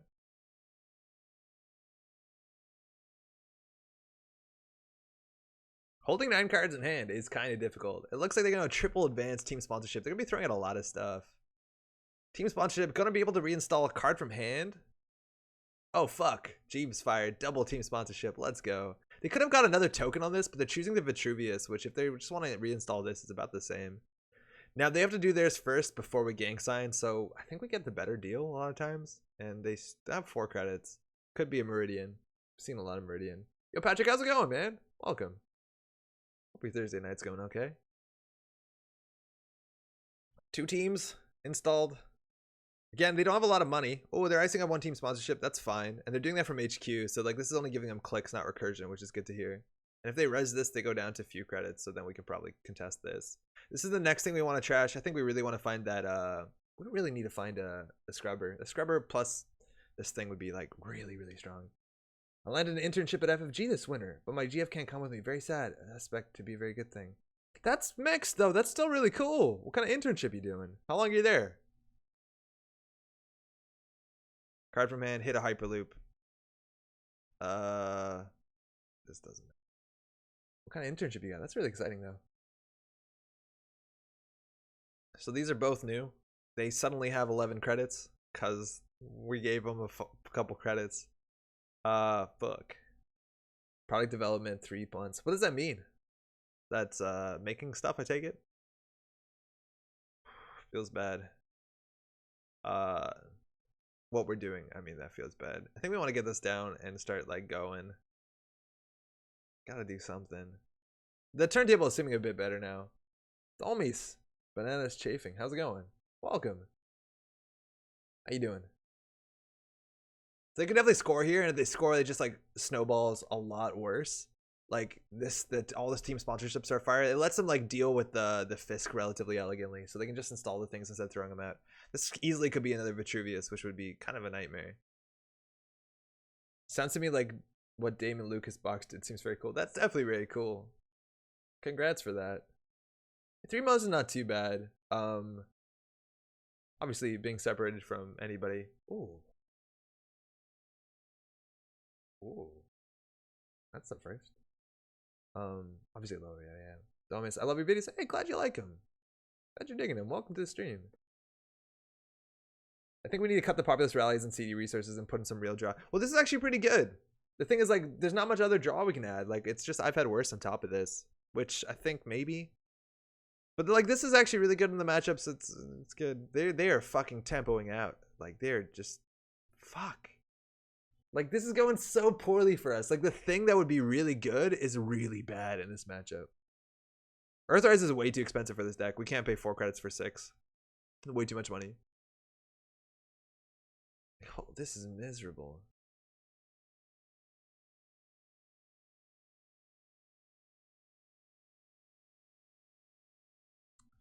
So, again, man, imagine we had this thing down. Oh, fuck me, we gotta install this.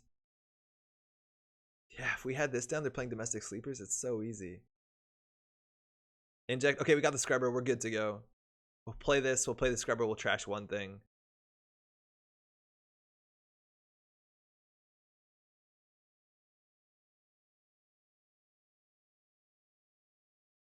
Oh, it's gonna be hard to play the gamble. That's fine. Gotta do what we gotta do.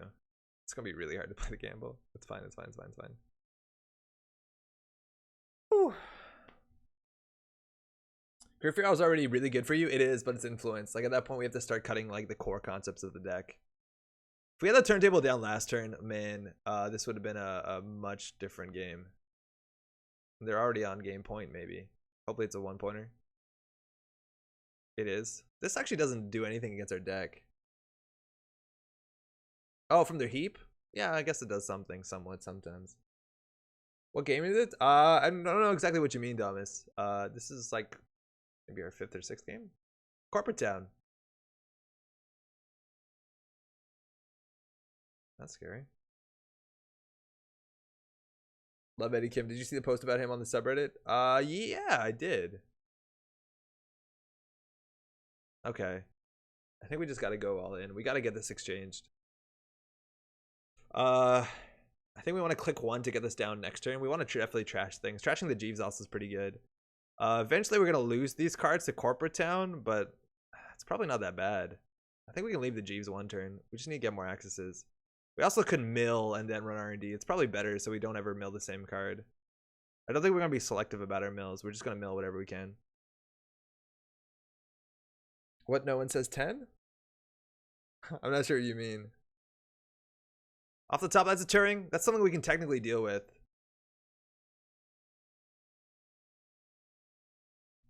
Could we trash this? No. So we're going to play that. Go. Ugh. I meant to say what's 9 plus 10? 19? Sorry? Laundry's done. We're not running Big Guy Patrick just because we can't run very often. It doesn't fire off of Gang Sign, or it fires off a successful HQ run, and if this deck doesn't have anything, it's ways to run reliably. We run on what they don't ice. That's a kind of cool card, more to put in the criminal deck if you have the MU, where you can like sneak door in and do some cool Leela stuff, but I don't know. I don't know what this is. They might just be protecting all their agendas, and at some point, like DDoS just clears the board. We have 2 more in the deck. That's probably turning. I don't know what's happening. Can we face check into some of this stuff? We're gonna be on 3 credits, so next turn we're gonna be on 6, so we can spend 1.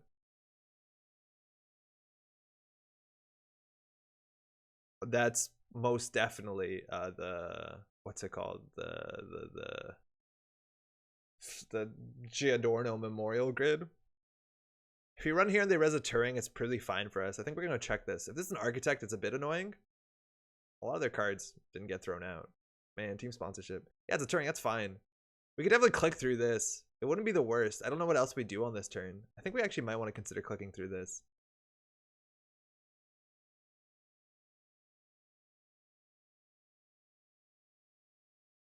Like, we want to use these credits. Corporate Town. Okay. So we could trash Corporate Town. It's probably important because this is going to just keep going on. It gives us a Gravedigger token, which is pretty good. Now, if they do use Corporate Town, like, they're even further away from winning the game, but it trashes...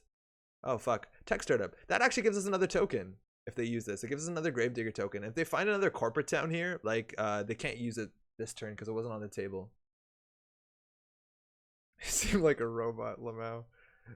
Yeah, so that's okay. This doesn't fire beginning of turn abilities because the card wasn't res during the beginning of turn start. So they're going for MC austerity policy. That's scary. That does make it harder for us to get through the Turing. It looks like they're installing it here. Now that we res this, actually, there's no more way to DDoS through it. So that's kind of an issue. And they're going to be setting up for a score, so we want to pressure some server. Also, Fairchild 3 is really scary. Card in here. Do I have a favorite ID? Unfortunately, probably Titan. But Leela's great. Max is great. It's probably one of those two. It's probably Max. Okay, 3 cards off the top. We can find out what this is. We can always just mill 2. Again, they had a 54 card deck, so it's going to be a bit difficult to mill them out strictly. We can also trash Jeeves, which is not terrible. It means that they can't score next turn off of this. Why unfortunate on Titan? Because Titan used to be a bit more interesting, and now there's just so many fast advanced pieces that, like, most Titan decks got homogenous. They were, I think, a bit more interesting to play against back in the day. I think also people are just burnt out because it became a competitive archetype, and then they saw it more regularly. It used to be a bit more fringe, at least. I think we can check what this is. We could also mill 2, run archives, which is interesting. Or some to res here. I guess if we trash it now, it's easier than any other time. Oh, wow. A card from deck. It's a Kawa project. I think it's really important we steal that. That's what they're definitely trying to score out with the austerities. We're not going to swap that, thank you. They get to fire their ability. 1, 2, 3, 4. We'll still somewhat be able to play gamble. This is kind of how poor this deck is. It really doesn't have a lot of money. Upgrade. That's a Jinja City grid. Can't afford to trash that. At least we'll know what ice we're encountering. And we only have 3 clicks. I totally forgot. So we don't know the next card, but we're technically on game point. Fuck. Like a single turntable fire would actually be really good. Starting to Fisk them right now would be actually pretty attractive, but we only have 1 more in the deck. If we can find our populist, we can maybe like work it back in somehow. Just start hitting cards off the top. Make them sweat. So far, I think we've only milled 2 cards. I think they threw out 1 of an overmill. The combo seems unintuitive in sports metal. Running 3-pointers as a scored or stolen ID. Yeah. Oh, fuck me. This deck is doing everything, though. It doesn't seem particularly focused on one idea. I think it's what they're playing MCA Austerity for. But, like, Sports Metal, like, you can just play it for value. I don't think it's the sort of ID that you need to go all in on. Like, all the 1-pointers, I think it's kind of wild. This is a Tithonium? Fuck. We need DDoS or we bust. And this is going to, like, just nuke us a bit in 4 turns, which is probably fine. Unless this is some brain damage card we have to play around. This does give us another counter on Gravedigger, though, so does this. Now, the cool thing is personality profiles is like if we run and install our MK Ultra or something mid-run, I don't even want to run just because if we hit Fairchild 3 it's so bad. We need to find another 2 DDoSes. Then it does more damage to us, right? I think that's probably how we're just going to close this game off is with these contaminates. Trashing this actually seems reasonable. But we probably need to gamble first. Hacktivist is okay, but it's very likely they score next turn. I think actually we have to trash this Jeeves so they can't score like score too easily at least.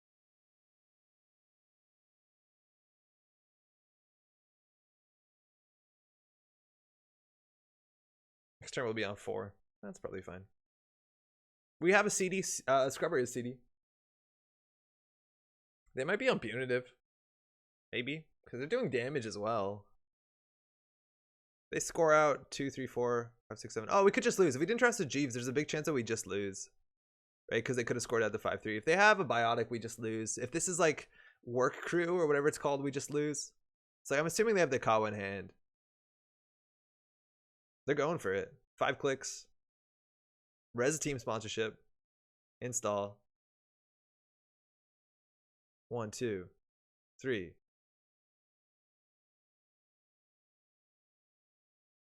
We have no action to interrupt. It's just a Hyperloop extension.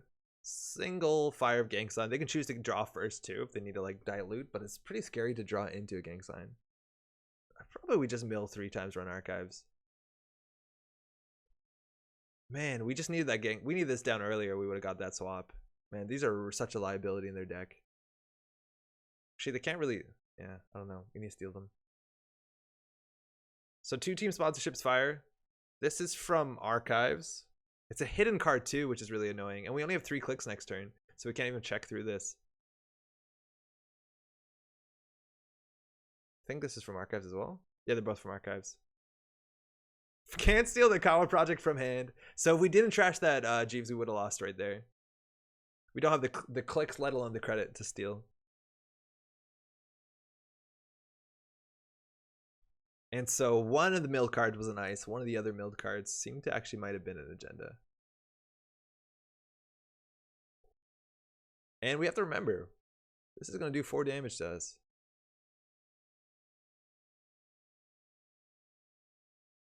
So they're on 5 agenda points. So I think we actually have to play the Populist Rally. Yeah, I think we do.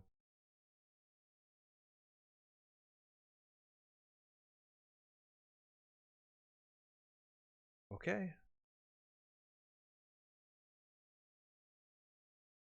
We only have 1 click left.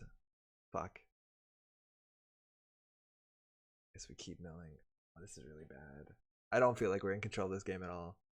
This is a really weird deck, though. The sponsorships firing is such a big issue for us. Tech Startup is going to give us another mill target. It's going to give us another Gatekeeper. I don't know what they could possibly get here. I think it's MCA Austerity, but they also need to ice Archives. Do we remember what this is? I think they revealed it to us. What's on R&D? I forget.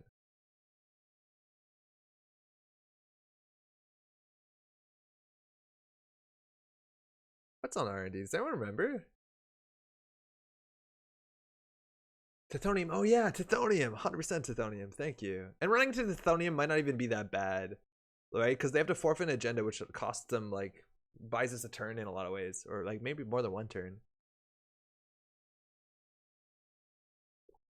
We didn't run too, so like Neural's not gonna kill us in some weird cheesy way. Oh, it's Quinda Kalu. Oh fuck, we die. We died to Quinda Kalu. We talked about this too. If there's like a way to do meat damage, we just die. Oh, but no, Quinda Kalu, we don't die because she wasn't rezzed at the beginning of turn. So now we have to deal with Quinda Kalu. Otherwise, they have more money than us and we just take the meat damage. The brain damage. We have to trash this. If this is a Quinda Kalu, we also die. The fuck? So what do we do? Do we do mill, run Archives, run Coinda? Because if it's double Coinda, we also die. That's just unlikely though, because they did find a Coinda.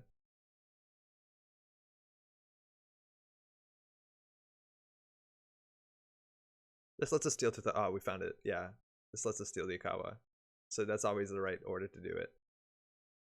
Oh, okay. That was getting a bit away from us, to be honest. This deck definitely has some issues. I think I'd be so much happier if it had other pressure.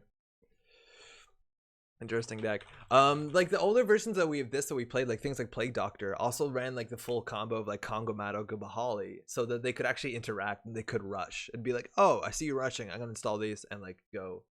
And that's kind of cool. This deck just doesn't have it. If you jam behind 1 or 2 pieces of ice, unless we're able to like face check, which we probably should have been doing more, but like having 3 clicks against Architect or having 3 clicks against Fairchild 3 is just so bad. It's really hard to face check ice in this game. And sure, they would have gone down to fewer credits, but like, thanks for the game. I don't know. I don't think we can still afford to do it because we have to start trashing our own cards. I didn't expect them to play 3-pointers though, and so we didn't install this early, but even this is probably worth playing around. What turn is this? This is not a speed run. This is turn 11. Not that great. They're on game point. They rezzed 1 ice. Yeah, because we didn't run. We never ran on ice. We knew what this was. They also like went really horizontal, which maybe they needed to against Scrubber, but I'd probably not, right? Like once they're on 5 points, like we're not going to trash these. And it's so slow. Like this is the one card they probably should have put in here. I don't get why they didn't put this in here, because this we die to, right? Like every turn this is an issue. I guess eventually we just start drawing up so we don't have to do it. We could have actually just drawn up and not have to worry about her. So yeah, maybe we didn't have to trash her that turn. We could have just drawn. Yeah, but we can't face check. You hit a Fairchild 3, you're fucked when you have 3 clicks with MCA Austerity Policy. If you hit an Architect, it's like mediocre bad. Anywho. But like they could have just put 3 ice on 1 server and I think we would have lost. So it's good to know. Maybe we need to put a single copy of Street Magic in there so we can run Fairchild 3 and be like, don't care. It's fine. We got Street Magic and the run. And then they just brain damage us and then we have to lose 6 credits. It's really funny. Street Magic would be like, yeah, I'm going to brain damage you. Thank you.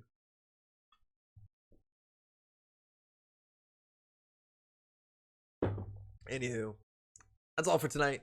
I'm going to eat a bit of food and then head off to bed.